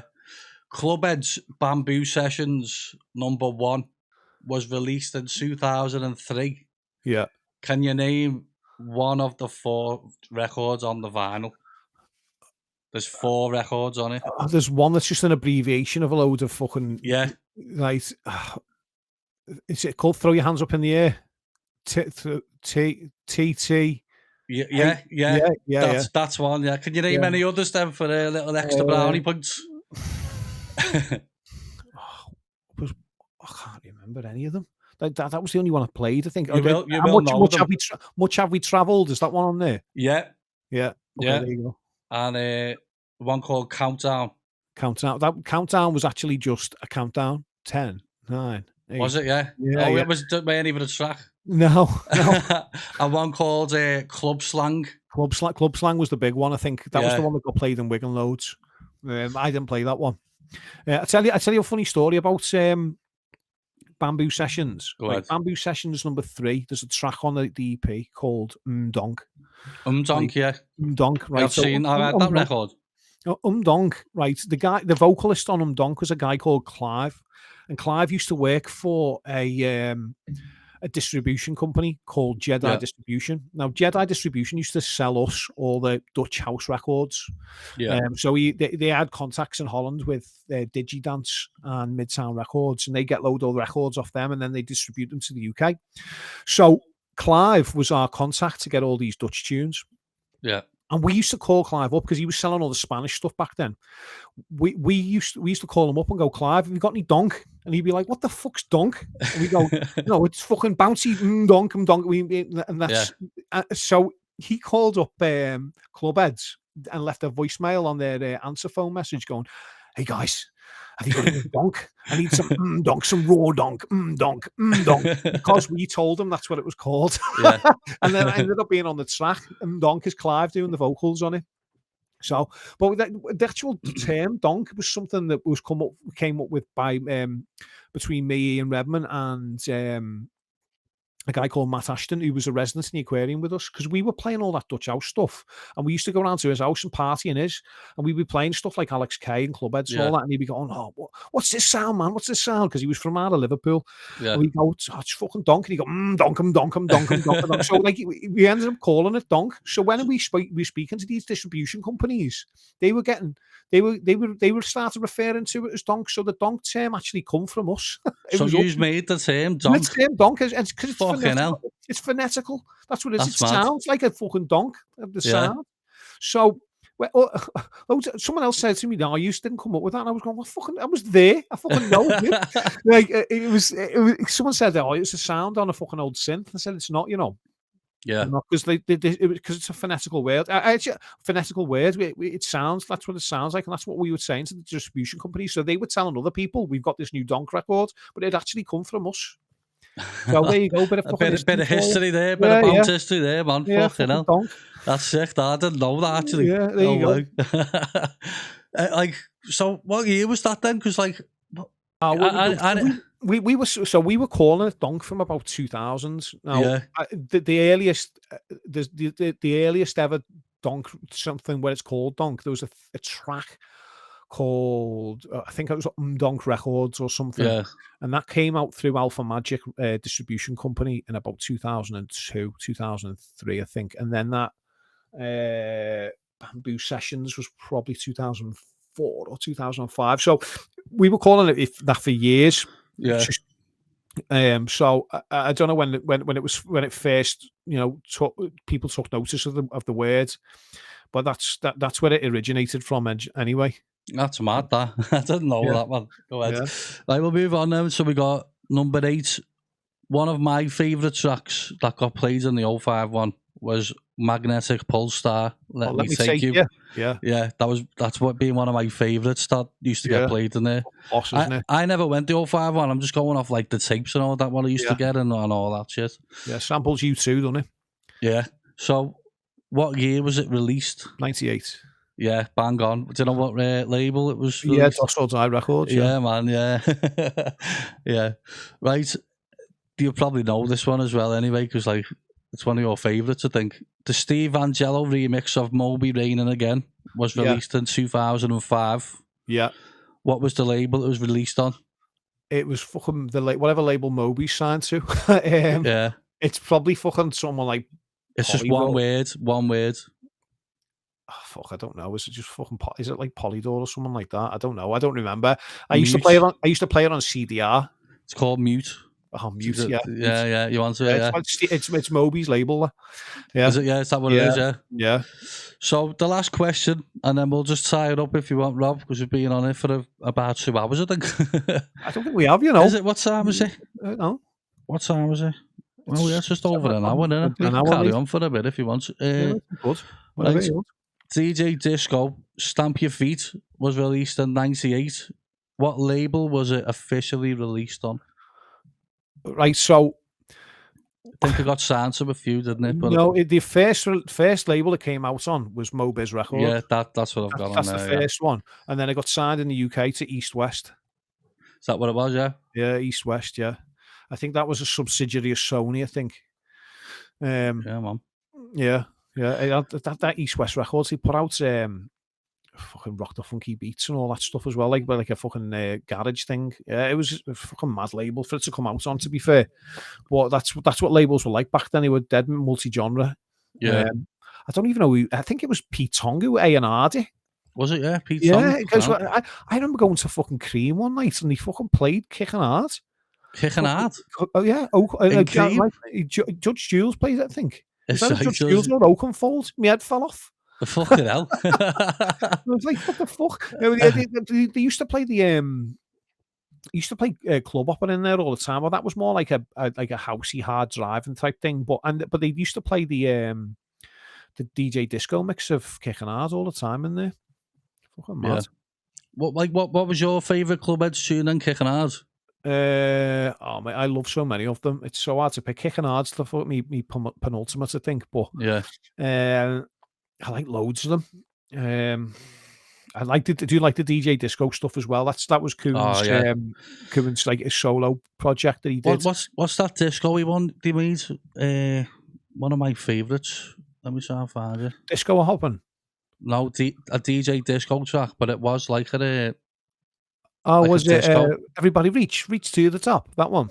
No, not that one. Hold on, let me just have a quick look. Hold on, I can't remember what it's called. I've got it though. Oh shit! Hold on.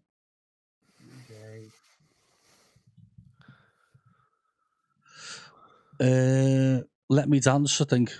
Oh yeah, on Mobiz. Yeah, that was a sick tune, no? Let's Dance, it's called, isn't it? Yeah, I think so. Oh, Yeah, yeah, Let's Dance. Yeah, let's dance. Yeah, let's dance. yeah, Yeah, yeah, yeah. They used to just rip off old disco samples, didn't they? And fucking and then just put the meatiest kick in there and bass line on them. That Stamp Your Feet, yeah. It's a when that tune. come out, that was like, I mean, that was kind of the start of the bouncy thing, really, like that one, because it was just primarily a kick and a Yeah, bass and a little riff, a little disco sample in it, and some scratchy sounds and stuff. Obviously, there was things before that, like Mr. Jack, Only House Music, which was like kind of raw and yeah, bouncy, but that was kind of the first part of the Dutch, like club Eddie type sound coming through. They were doing like stuff like that beforehand, but it always had that organ behind it, you know, yeah, do-do-do-do-do, do-do-do-do-do. It was more like led like that, rather. And then in the middle, you'd have a bridge where it would just be like the offbeat. But that DJ Disco Stamp Your Feet was the first one where it was just all about that fucking offbeat driving. It's almost the donk in it. yeah, yeah. Yeah. And I remember the first time I heard it was on a Lee Butler tape, and he was mixing it into Commisera, and he was just chopping in the stabs, din din din din, and then din din din din. It's a good way to do it, isn't it? With that Yeah, little, yeah, yeah. that track is just boss for mixing, because it's got Yeah. them snap parts in it. You just pull them in and take the music out, and just dan, dan, dan. I've sampled that stab actually.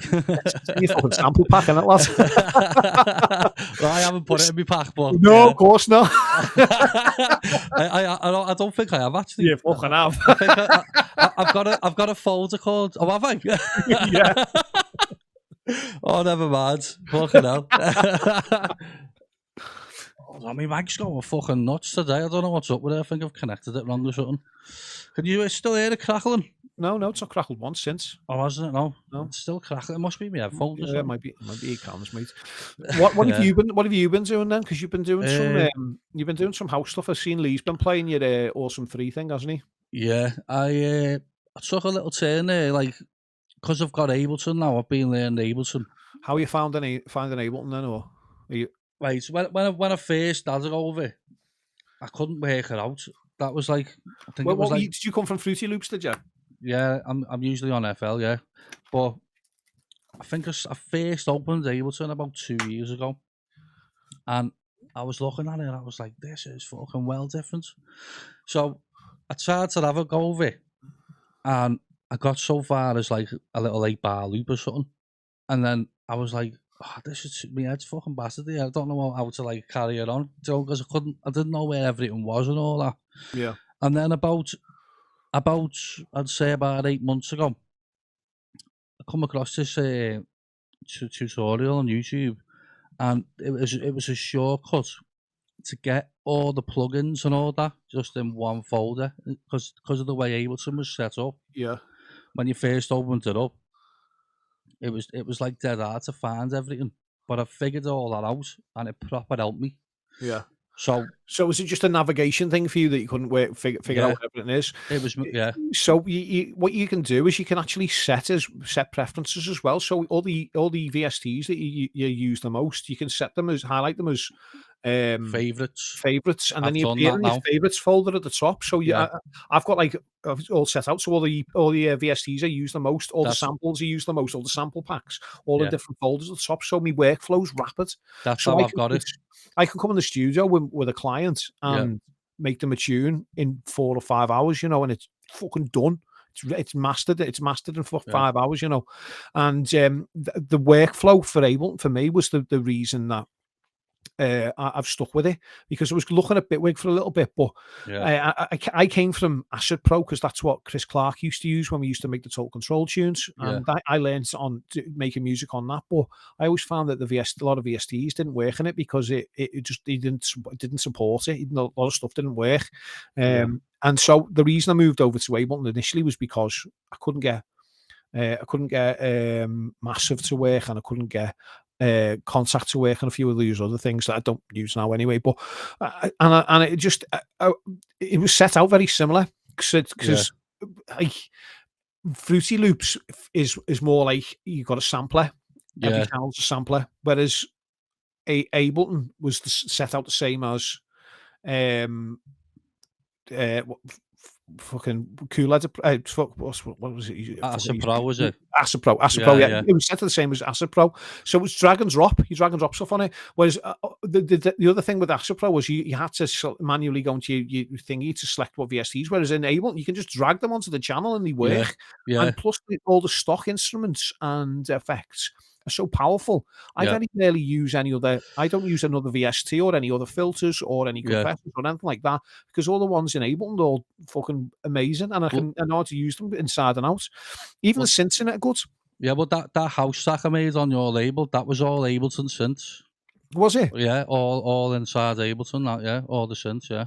So were you doing sound design within the operator? Yeah, I was wavetable.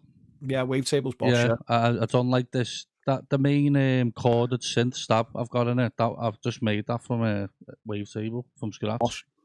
Yeah. Did you follow some tutorials on how to do that? No, because I already know a bit from Serum and that. Yeah, because it's sort of similar, isn't it?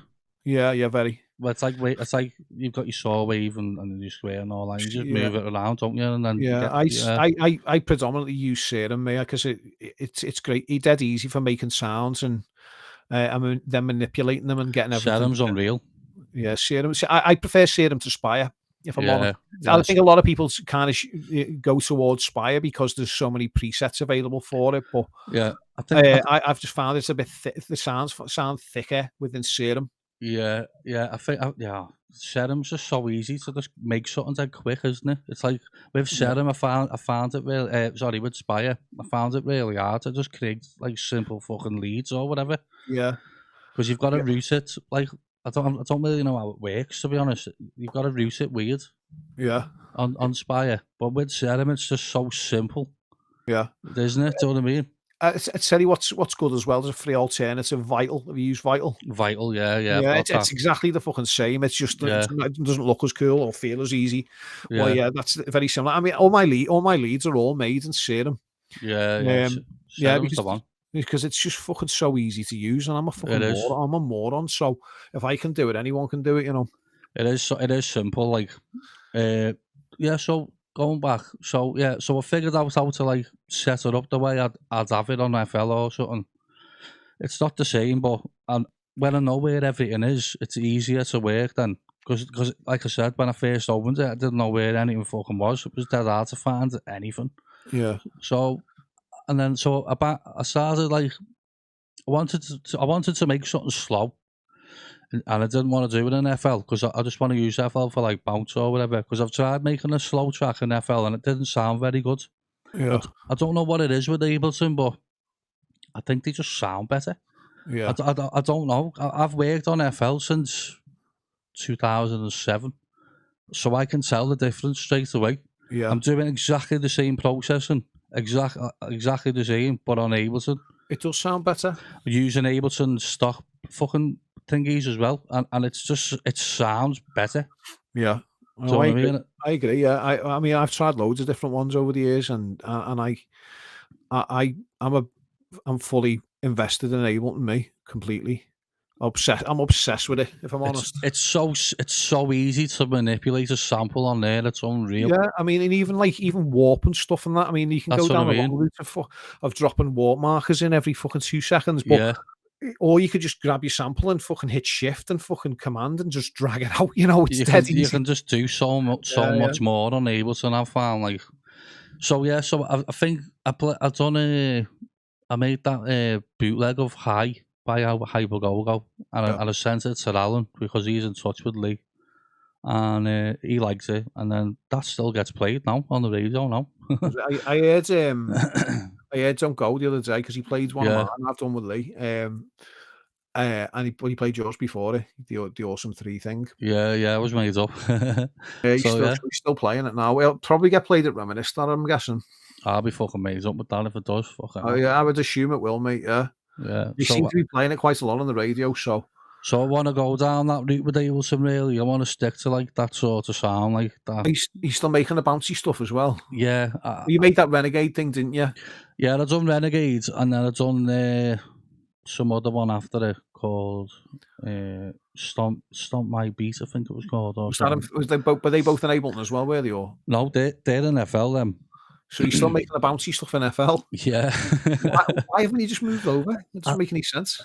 I don't know. It's just because I've made bounce on Ableton FL for so long. I'm just used to like knocking a tune out within a couple of hours. Yeah. You find is your workflow slower in Ableton because you're not long? Yeah, maybe a little bit. Yeah, but you feel like you can take the time making house music, and that's what you need. Yeah, I think I want to, because it's slower and all that. You can hear more like elements, can't you? So I do want to. I like taking my time on that anyway. And with Ableton, like, because I'm still learning as well, I'm picking up things as I go every time I use it. And you can tell the difference between me, like the Hyper Go Go remix I've done and the Don't Go. Yeah, they sound completely like not as good as each other. Like Don't Go sounds well better than it. Yeah, it's very clean. Because I've learned more. So hopefully as I go on, they'll get better. Like yeah. I'm sure it will be, it's boss, isn't it? Yeah, it is good. So I'm gonna stick to that sort of thing. I've got a little idea about what I want to do next. Yeah, it's gonna be like another old school like thing, a classic. Yeah, it's. Did you replay the pianos and stuff in them, or did you? I remade the piano, but I've just sampled it. But I remade the piano so I can follow it. Yeah, with the track. Do you know what I mean? Yeah. So like I put M1 in it.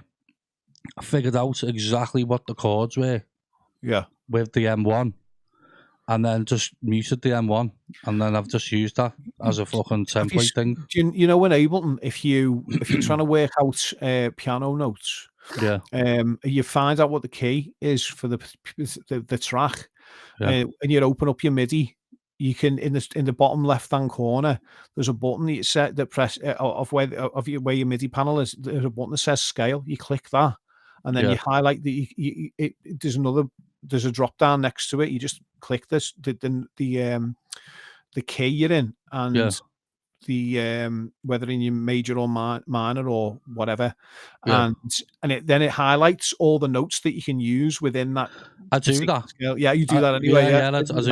I've done that with Don't Go. Yeah, the other cheat is you can again you find out what key you're in, and then you can drop the if you drop a major the MIDI tool for major chords, you drop that on it, and then you drop a scale on it for either major or minor. Did you show Alan that? Because he done that when he comes to ours. So it's honestly it's endless. This is going to be probably boring as fuck for people to listen to. Well, they know I'm a producer, and they know you're a producer. Yeah. So I mean, it's fucking amazing. Honestly, I like it. It's helped me because I'm not classically trained. I don't know. I know if something sounds right or if it's there or thereabouts. Yeah. But being able to visually see whether it's right or not on the screen really fucking helps me. It does. It really does help. Like with FL Studio, you've got to press like. You've got to find what scale you want to work at, and then you've got to put like a ghost marker. You can't just press scale So you've got to put the notes in. Yeah, you've got to put like a note, ghost notes behind it, and then it's Ableton just fucking smokes it. Yeah, it's just so more advanced. Start making fucking donking it, mate. It's fucking mental that you don't make your donking it. You know. I've been thinking about it, like, but I just don't know whether it'll sound as good. It's gonna because it sounds better coming out of it anyway. Might even sound better. Yeah, I know. Yeah, so I might do that. Using the same samples. I get it though, mate. It's a workflow thing, isn't it? Yeah. I have to go back to fucking using Acid Pro. I know my workflow would be fucking shit in comparison. I couldn't make a tune for someone in 5 hours. It'd take me 8. I learned Ableton constant for about 5 months. I didn't use FL at all, and then when I went back to FL, I was shit at it. I was like, "What the fuck?"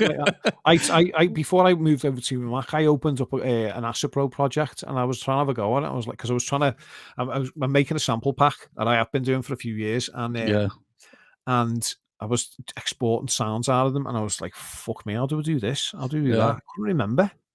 So you're making a sample pack, are you? Yeah. I've been making it for years. I've actually, it's loads of vocal samples, loads of bass shots, Are you going to release it or? Tons of loops, yeah.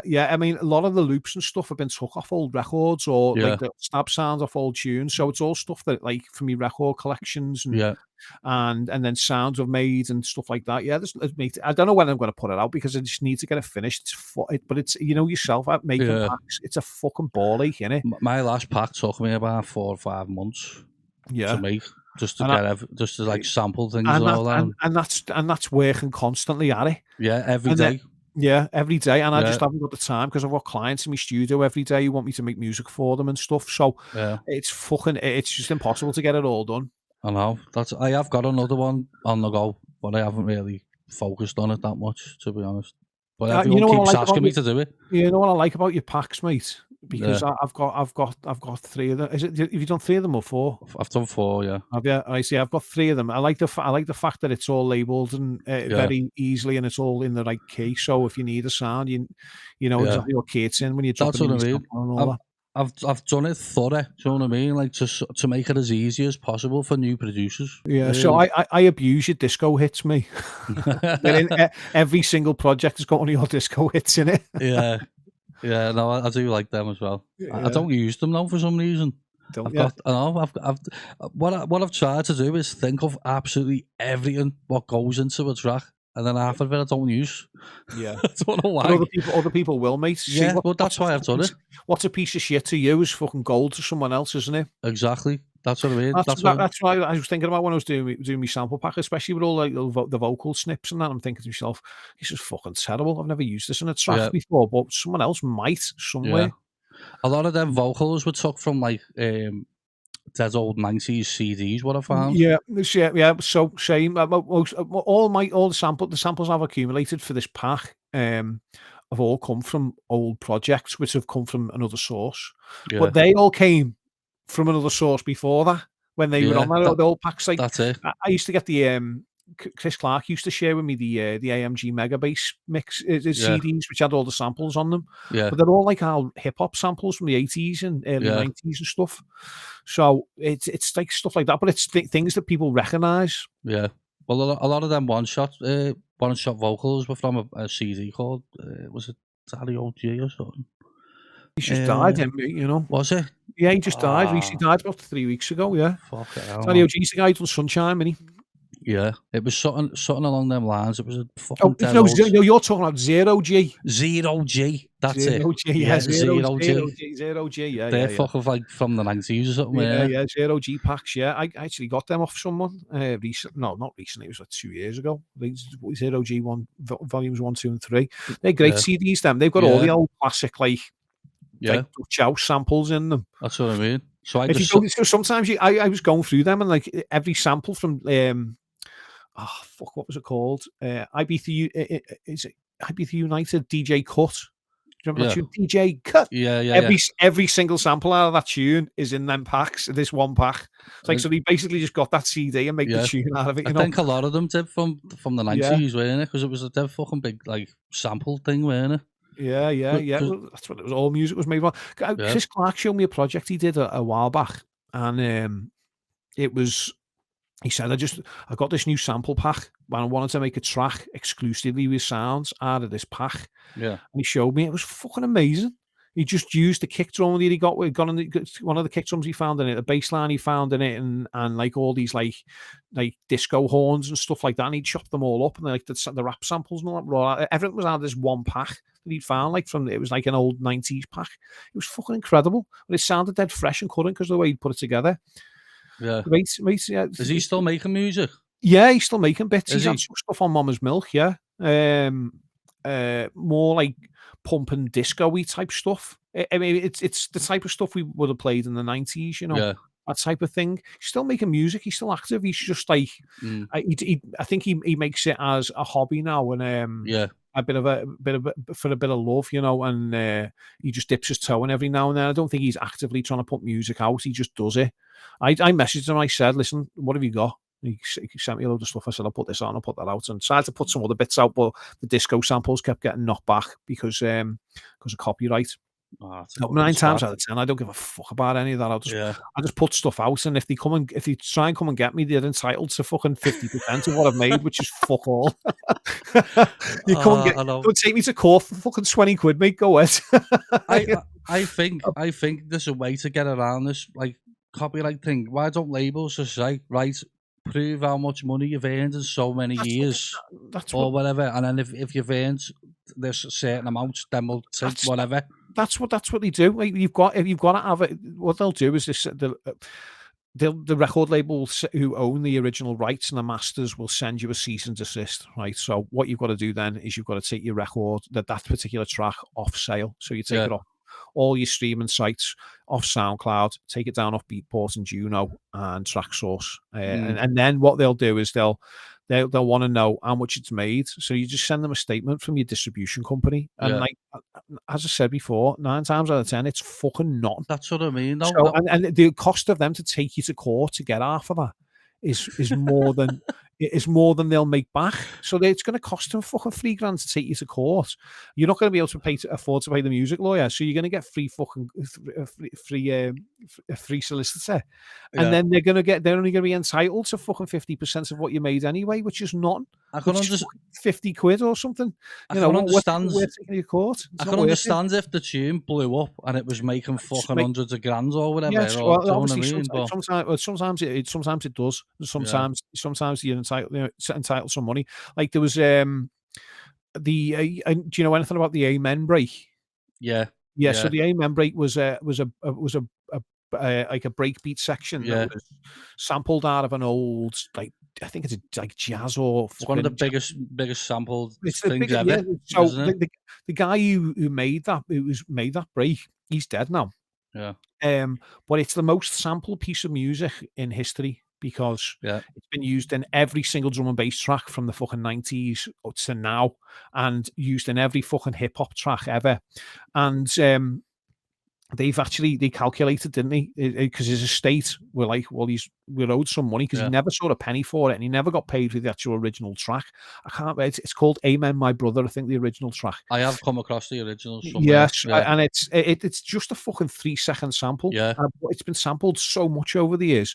They calculated it's probably worth fucking like 10 million or something for him, but obviously he's fucking dead. But it's getting all the money in off all the different labels and stuff. So like because in the 90s they were just sampling that Amen break for every drum and bass tune and just chopping it up. Yeah, it's been in so many fucking tracks that like think about it. I mean, I've got a Boss Amen like breaks folder there. I'll send you if you need like break beats. It's like it's that same break just mashed up a million different times. It's fucking mental. Boss, mate. I do like using them on like a breakdown or something, just to like now and again. Fill it out, fill it out. Boss. Have you got any tips for any like new producers or DJs or anything? For producers, I think you've just got to kind of get your head stuck into Ableton, and just follow the tutorials. It's not like making music now isn't like what it was making music 20 years ago. Yeah, you had to go with someone who knew what they were doing and someone who could play keys and all that type of stuff. And nowadays you don't need any of that. You just need a copy of Ableton and some VSTs and maybe a fucking decent sidechain and a couple of synths and then load the tutorials and you're away. Make sure you've got loads of samples, vocal samples. It's just a case of practicing, and like every tune you make, your first one's going to be shit, your second track's going to be shit, but not as shit as the first. Your third one's going to be not as shit as the last one, and eventually, after about 12 months, you'll be able to put something out and go, I'm quite happy with that. It might not be ready for someone to play in the club, or it might be. It might surpass that. You might be fucking amazing, but if you don't stick at it and don't keep going, you're never gonna fucking know, and you're never gonna make it unless you keep going. That's what I say. I say, no matter what, just keep doing it. Keep doing it over and over and over again. And don't do it because you want to be a fucking millionaire. Yeah. Do it because you want to. You like it. Do it because you want to be creative and you want to make music and you want to make something that people dance to or something you're proud of. Don't do it for the money because you're not going to be a millionaire. You're just not going to be. The percentage of people that make it in this industry is so slow. so slim that it's just it's almost impossible. So make music because you like it. Make stuff that you like. Don't make stuff for other people. Make stuff for you, because passion always shines through in the end. Yeah. With regards to new DJing, practice all the time. So many fakers out there at the moment, just getting a set of decks and getting on TikTok and doing some live streams, and when you're shite, you always get found out. Always, no one ever. Any of these people who don't know how to play properly and then get booked always get made to look a fool in the end. Did you see that girl in that festival? And, something happened and she didn't know what the fuck to do, did she? Yeah. Oh, yeah. She was like, something's going on here. The one at the EDC, was it? Yeah. She'd because there was no waves or something, were there? No, what happened was, when you analyze your tracks in Record Box, you have to set a BPM category. So if it's like a house tune, you set it for between 90 BPM and 135 BPM or 140 BPM, whatever. But she was playing drum and bass, so she hadn't set a BPMs between 125 and 180 or 190 or whatever it is for drum and bass on thingy. So it analysed some of her drum and bass tracks as half speed. So anything that was 170 BPM was then fucking whatever, fucking 50, whatever it is, like fucking 67 BPM or something stupid. So she was trying to mix stuff in, and it gridded it at 67 BPM, and then the other track she's playing is 170. So it was she was trying to mix it half speed when it wasn't going in. She was trying to follow the grid, but because she hadn't analysed it properly, it wasn't going in time. So she's blaming the gear, but it was her own fault for not analysing the music properly in Record Box. Yeah, so she's just looked at the BPM and thought, shit, what am I going to do now? I can't match it. This is what I found, because when I was working at Mode Training, a lot of DJs were coming in, they'd already had lessons elsewhere. And they were going, well, if I just match the grid up on the CDJs, the waveforms, the waveforms, then it'll be in time. But if you don't analyze your tracks properly and then set the grid to be in the right place, then your grids are out. So therefore your tune's out. So although the BPM might be right, the track's not in time. And they were just watching the grid all the time. I was like, what the fuck? You don't know what you're doing. People need to learn the fundamentals as well as learning the technology. Your technology only helps you if you know what you're actually doing. Yeah, I think my best advice as well, if you can, get a pair of fucking vinyl decks and learn the proper way. Oh yeah, use your ears. Yeah, because there's nothing there then, is there? I know. I can DJ without looking at the screens. I know that I can hear it in my headphones. It's in or it's out. Or just tap it. I don't need to look at the screen to see if the grid's matched up, because I can hear it in my headphones. And if so, and I tell you, this happens all the time. The fucking gear you turn to the club sometimes and the gear doesn't fucking work. The screens keep going off. The fucking the digital screen on the CDJ doesn't work. Your fucking cue buttons don't work. All this other stuff. You need to learn how to DJ manually and be able to do it properly without using all the technology. Although, because sometimes shit happens, and if you can't revert back to basics, you're absolutely fucked. That's what I mean, man. Like, a lot of people are just looking at the fucking decks, BPM, the waves, and some of them, especially if you're just beginning to like learn how to do it, they're just going to be stuck in them ways, aren't they? And if it's taken away from you one day, or it's not working. Let's be honest here. Technology is here to be abused, isn't it, nowadays? Yeah. So there's this sync button. If you want to press it. But if you can't press it, are you still going to be able to do your job? That's it. And if you can't, then you shouldn't be DJing. Exactly. That's exactly like that. There's so many fakers now out there, and they're milking it for everyone else. Like people like myself, who this is my primary source of income. This is my job. I go out there, and then there's kids come along who can't do what I do, getting the gigs that I should be getting. That's fucking and it's really frustrating, especially when they're coming in and they're undercutting you. Well, I'll do it for fucking 50 quid. Go with then, fucking do it for 50 quid on the broken gear on the last. You fucking idiot. But it kind of takes it away from everyone else when there's so much of that going on. I do think these things come in waves. So ultimately, maybe in a few years' time, people will want to be fucking karaoke singers or something. I don't know. The DJ thing, the DJ bubble will burst eventually because so many people have picked it up now because decks are quite cheap. Yeah. There's loads of DJs, and they all want to be famous. They don't want to be because they love music and they want to play music. They want to be famous and they want to be someone. And I speak to them all the time, so I'm fully aware who the divvies are. Yeah. These ones who just want to be on the lineup and they want to play fucking this time and they want to play that tune and all that. And that's not what it should be about. It should be all about playing music that you enjoy and having a good time and making people in front of you dance and stuff. And then if you're good at that, yeah, the financial side of it comes afterwards, and it's rewarding whatever you've put in, you get back out the other end. I think a lot of people as well, like they're missing passion. Yeah. Like they are. I've noticed it. Like they just want to be on like a main stage, having from DJing like a year or something. A lot of people. Some of them make it. Some of them do make it. Yeah. And they get there, and some of them are really fucking good, really talented. But most of the ones that do make it have been practicing in the bedrooms for 15 fucking years beforehand, or 10 years or whatever, before they fucking got anywhere, before they got it. It usually starts, you're in your bedroom, then you end up playing in a local bar or a pub, then you get into a little bar in town, and then you get into a little club locally, and you do that for years and years and years. And it's no one ever really who's successful has come straight from the bedroom and gone to main stage. I mean, there's exceptions to the rule. Like, I don't know if you've heard Sosa. Sosa is a DJ Sosa. from Sosa. Yeah, you got a label, Sosa. His label's called Coco. He's like it's a minimal tech DJ. He's really fucking talented, really talented, and a good DJ. But he kind of came. He made a boss tune, and then next thing you know, he was playing every big festival in the world. That doesn't happen very often. Yeah, but he's got the skills to back it up, which is cool. Yeah, but most people. Like, they know someone and they get on a fucking festival and they've never played a gig before and they just fucking flap it. And I've seen that happen a million times before. I've seen big DJs flap it as well, though, no, to be fair, just completely unprepared, yeah. It's fucking mental. So what's your plans for like the future then, Rob? Like, what have you got plans? I don't know, mate.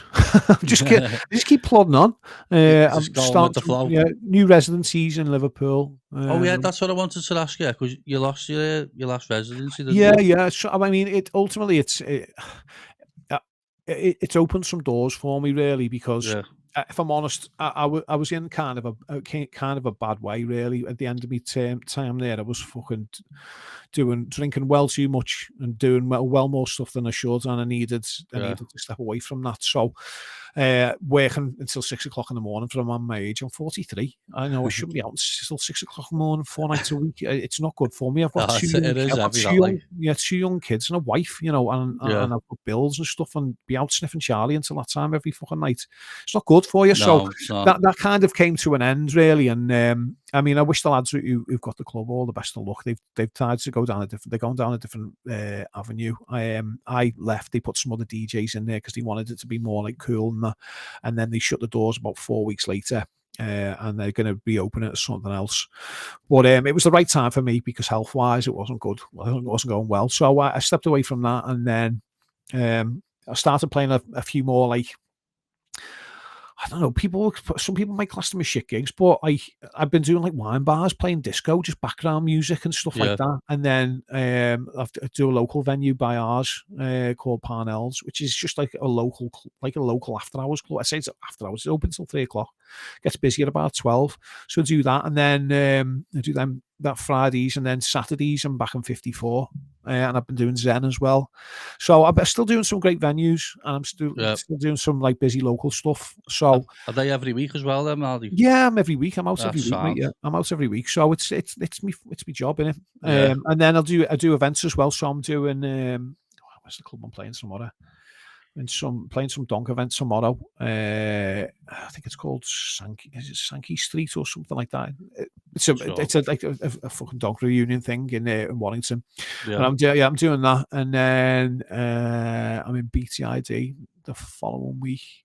I think I'm playing the after party though. I don't think I'm playing the main thing. I don't know. So I still do events. And then at the end of the month, I'm doing like, I've got fucking loads on at the end of the month. Like playing disco, I've got like disco events and just fucking loads of stuff, straight like loads of different stuff. Like kind of because I've played so much different stuff, I get booked for a variety of different gigs. Like most of the people listening to this will just think of me as a donk DJ, but I'm actually like play disco and I play fucking house and I play tech house and I play techno and you know, funky house classics and fucking and not just bounce and Dutch house and stuff. It's like there's loads of stuff. So I get booked a lot. And it's like I'm like Pete Monsoon of Liverpool. Pete Monsoon plays about 1 million different genres. It's the same for me. He had an alias, aggro DJs or something. Yeah, he was making bassline, yeah, but he also plays hip hop and old school and stuff as well. You know, he's a fucking really talented guy. Same with Welly. Welly's the same. Yeah. Most of us just like music, but you kind of get pigeonholed to a certain genre. Yeah. Which I really struggled with because I was always like I was getting great gigs playing bounce stuff, but then I'd see a gig locally to me and I'd be like, I really want to play that. I play that type of music too, but you won't get booked or get a look in because you're a donk DJ. Yeah. And I hated that. The stigma's kind of for that type of thing has kind of died off a little bit now because the big DJs like Calvin Harris and people like that, they'll make a bouncy tune, but they'll also play some kind of 102 BPM thing in the sets as well. Yeah. So you can kind of get away with more nowadays. People aren't that arsed if I'm playing pleasure rooms next week and I'm doing 54 this week. No one gives a fuck anymore. But they did used to, and it was really frowned upon in Liverpool for a long time. But nowadays no one cares. So what is there a bounce music scene in Liverpool at all? No, not really. No. I mean, Paul H does his events. Pleasure rooms do theirs. And it's kind of the same clientele for both of them. But it's 4 or 5 gigs a year or something like that. You know, it's not a lot, and I don't play them all. There's still like the 051 gigs and stuff. I've done a couple of 051 gigs, and I've done and then there's Reminisce, obviously. Reminisce every year. Yeah, is the old school still working in Liverpool at the minute? Yeah, old school's big business. Nostalgia in Liverpool is so big because the clubbing history we have with like places like the Quadrant Park, the States, the 051, Cream, all them type of things. People are big. People who went to them clubs back in the day, all their kids are now older. They've got married, they've had kids, they've grown up, and now it's a resurgence of the music they were into when they went out 20 years ago. Yeah. So, and these are the people with money in the pockets who, like, because no one else has got any needs out, but the older people who've got the jobs and their heads screwed on, I've got money to go out. So these big old school gigs really are really flying. They're the only real bankers in Liverpool nowadays. I mean, the house gigs, if I'm honest, are quite quiet. Are they hit and miss them at the minute then, yeah? Yeah, I mean, sometimes, like, you can find that even the events where, and let's be honest as well, if you book a headline DJ for a house event, like, if you want to book Mark Knight or something, it's 10 grand. Yeah. It's 10 grand, mate. Mate, 10 grand, mate. 10 grand, and can you afford to lose 10 grand on a fucking night? Fuck no. Well, fucking hell, how much would you have to charge to get into the fucking place to pay him 10 grand? Well, you've got to lock a lot of the times you've got to lock the club out. And you've got to lock the club out. You've got to charge at least 25 quid to get in, and then you've got to make fucking 50 grand on the bar. You know, so it's fucking madness. Like the cost of going out now is so expensive. Oh, that's a joke. This is why weekly clubbing's struggling, because I broke this down for the lads in when I was talking to them a little while back, and we were talking about 54 and the state of clubbing and stuff. And what I said to them was, right, if you're a young man in Liverpool, right, so young scousers into the club. Right. If you're 21 years old, you're a scouser, you can guarantee you're going to want to spend a few quid on clobber before you go out. So you're going to spend a couple hundred quid on some trainees and then maybe a couple of hundred quid on some clobber jeans and a t-shirt. So you might spend 400 or 500 quid on your rig out before you've even gone out. Then you're going to buy drugs. So whatever your fucking poison is. So you can spend 150 quid, 200 quid on Charlie. Then you're going to spend fucking 150 quid, 200 quid on ale when you're in a club. Then the cost of getting in the club. Then if you meet birds, you're going to buy them drinks. Then, that's added up. then the cost of getting home in a taxi there and back. So you're probably looking between 800 quid and 1,000 quid before. That is fucked up. Who the fuck can do that every week? No one. Once a month, innit, that? But not even once a month, mate. Who's going to spend about £1,000 to fucking throw away every week on getting off your barney? If you've got kids, you can't do that at all. You can't justify it at all, mate. I can't. No. I can't, and I earn decent dough. But I couldn't afford to do that. Not every week. I couldn't afford to do it at all. Exactly. Fucking... So, and so if you look at what people, the young ones are doing now, they're saving up their money all month from their day jobs, because most of them haven't got full-time jobs because they're either in full-time education or they just can't get a job. So they're saving up the dough, and then they're going to events every month, once a month, where they buy. So they go and see Hannah Lang in Blackstone Warehouse or someone like that. They spend 35 quid on a ticket. They'll buy themselves a couple of Garys, and then when they get in there, they'll buy a bottle of water and they'll top it up in the fucking bathroom all night. And then their taxis there and back is, they're spending £100 quid, and that's what they're doing. So weekly clubbing is on its arse, and that's part of the reason that the order where my residency finished, because we noticed a massive decline in regulars. After lockdown, everyone went fucking apeshit for 6 months, and it was great. And we all thought we were going to be millionaires. And then after that, everyone's money ran out. And then the reality of inflation as well, weren't it? Inflation, Tory governments, fucking know what the people aren't getting the handouts that we were getting, because the people who get money off Labour governments are the people who go to nightclubs, because the rich don't go out to nightclubs unless they're going to fucking somewhere in Vegas and they're going to sit at the table and spend $100 grand. The rich people go on holiday. Poor people go to nightclubs and bars. Because they need their lives are mundane. They've got nothing to live for apart from going out and have a party and having a good time. And when they can't afford to go out, the clubs are dead. And that's that. It's all about the economy, mate. The economy's fucked, and until the economy sorted shit out, unfortunately, weekly clubbing's going to be a thing of the past. I think within the next few years, there'll be absolutely no nightclubs left in Liverpool. None. Not one. Okay, no, man. It's a shame to even think about that. There'll be event spaces where there's a big events happening, and then there'll be bars.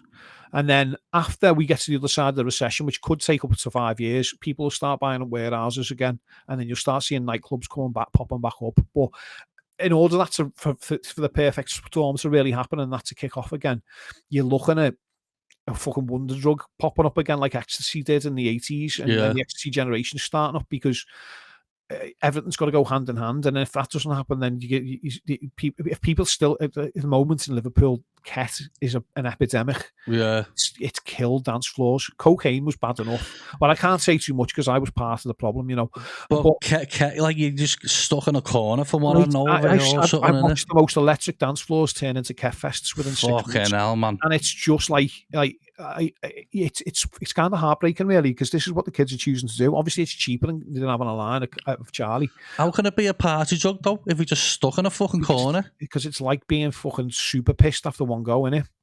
I've never had it. I don't think I've ever tried it either. I've had it accidentally. I've been spiked with it. I had accidentally, someone fucking off gave me one when I was in work once. I thought I was just having a normal line, and it was, I had to DJ then for the next 3 hours, and I felt like I was looking at myself from above my head, from about 6 foot above my head. It was meant to be fucking terrifying. That's like, you know what? I could still mix, but I was looking at the mixer like I didn't have a fucking clue what I was doing. I was bringing the slider up like it was like I was trying to land a fucking Boeing 747. I was like that. It was fucking terrifying. So how many like clubs are actually in Liverpool? Like big ones? At the moment, 54. And Mansion. 5-1's just come back on it. It's an event space. But that's what I was going to say. It's not every week, Not every week. I mean, and then there's small places like Heebie-Jeebies, or then and again, there's stuff like Arts Club and that, but again, it's an event space. There's not stuff on there every night. Bar bar's probably the closest next thing to a club. Bar in Liverpool now is fucking amazing. Yeah, well, my stepdaughter, she started going to town, and she's got a fella, and they go to bar and that. They're dead young. It's the next best thing to go into a nightclub, because it's rigged out like a nightclub. And Matt Hibbert's on there. I don't know if you know Matt. No, he was. He's just been signed to Trick with. Has he? Yeah. So, but he's been on my label as well. So it's done really good for that. His release that we released a year ago started getting some more fucking buys and plays because he's just had a tune on Trick, which is good. But he's there playing all like pump and stuff and that's good. And like funky house and that, boss. So it's a good venue, bar. But other than that, mate, there's not really. There's like little G-Bar as well. Oh, is that still going? Yeah, I was there on Saturday. I played there on Saturday for Pride. Yeah, it was good. Does John Cotton still play there? John was playing on Saturday, but he doesn't Was he? play there. No, he's John's kind of retired now. He's like semi-retired, he's isn't he? 68 years old, mate. Fucking hell, 68. He looks good for 68, though, doesn't he? Jesus. I won't even make it, mate. I don't think I will, Rob. Look, I can make it to 60. I think we've done too many drugs growing up, and that. Oh, mate, definitely off. I'm definitely off. I'm definitely not anymore. Trying to get on an L kick at the minute. Yeah, I'm done with all that shit myself, man. Fuck that. You know, I just found as well, like stopping taking drugs and that it helps your creativity so much, because I would say I would be back in the studio on a Monday after fucking hammering it all weekend, and I'd just be looking at my screen, like a zombie, for fucking hours, and I get no motivation to finish anything. They'd always have proper writer's block. I get that bad depression off it, me, for about fucking a month or something. I don't want to do nothing. Don't want to see no one. I wasn't even hitting the depression part because I was just getting back on it. But everything's got to come to an end. Ultimately it has for me. So good, good. So here we go. Well, Rob, it's been fucking great talking to you, man. We'll have to do it again. Yeah, anytime you want to stay. Yeah, you let me know. Oh yeah, man, we'll definitely do it again. I'll get another quiz together and make it a bit harder. Okay. Yeah, man. Do you want to say anything before you get off? Where can people find you and that to get it? Oh yeah, that's what I wanted to say actually, Rob. Someone messaged me the other day asking how to get in touch with you over this Mama Milk. Have you got an email for anyone to? Yeah, just Rob Cain at mamasmilk.co.uk. So is this for like any demos, any demos, mate? Anything you've got, send over to there. If you're making hard techno or hard trance or like hard dancey type stuff as well, you can send that to Rob Cain at facemelter.com.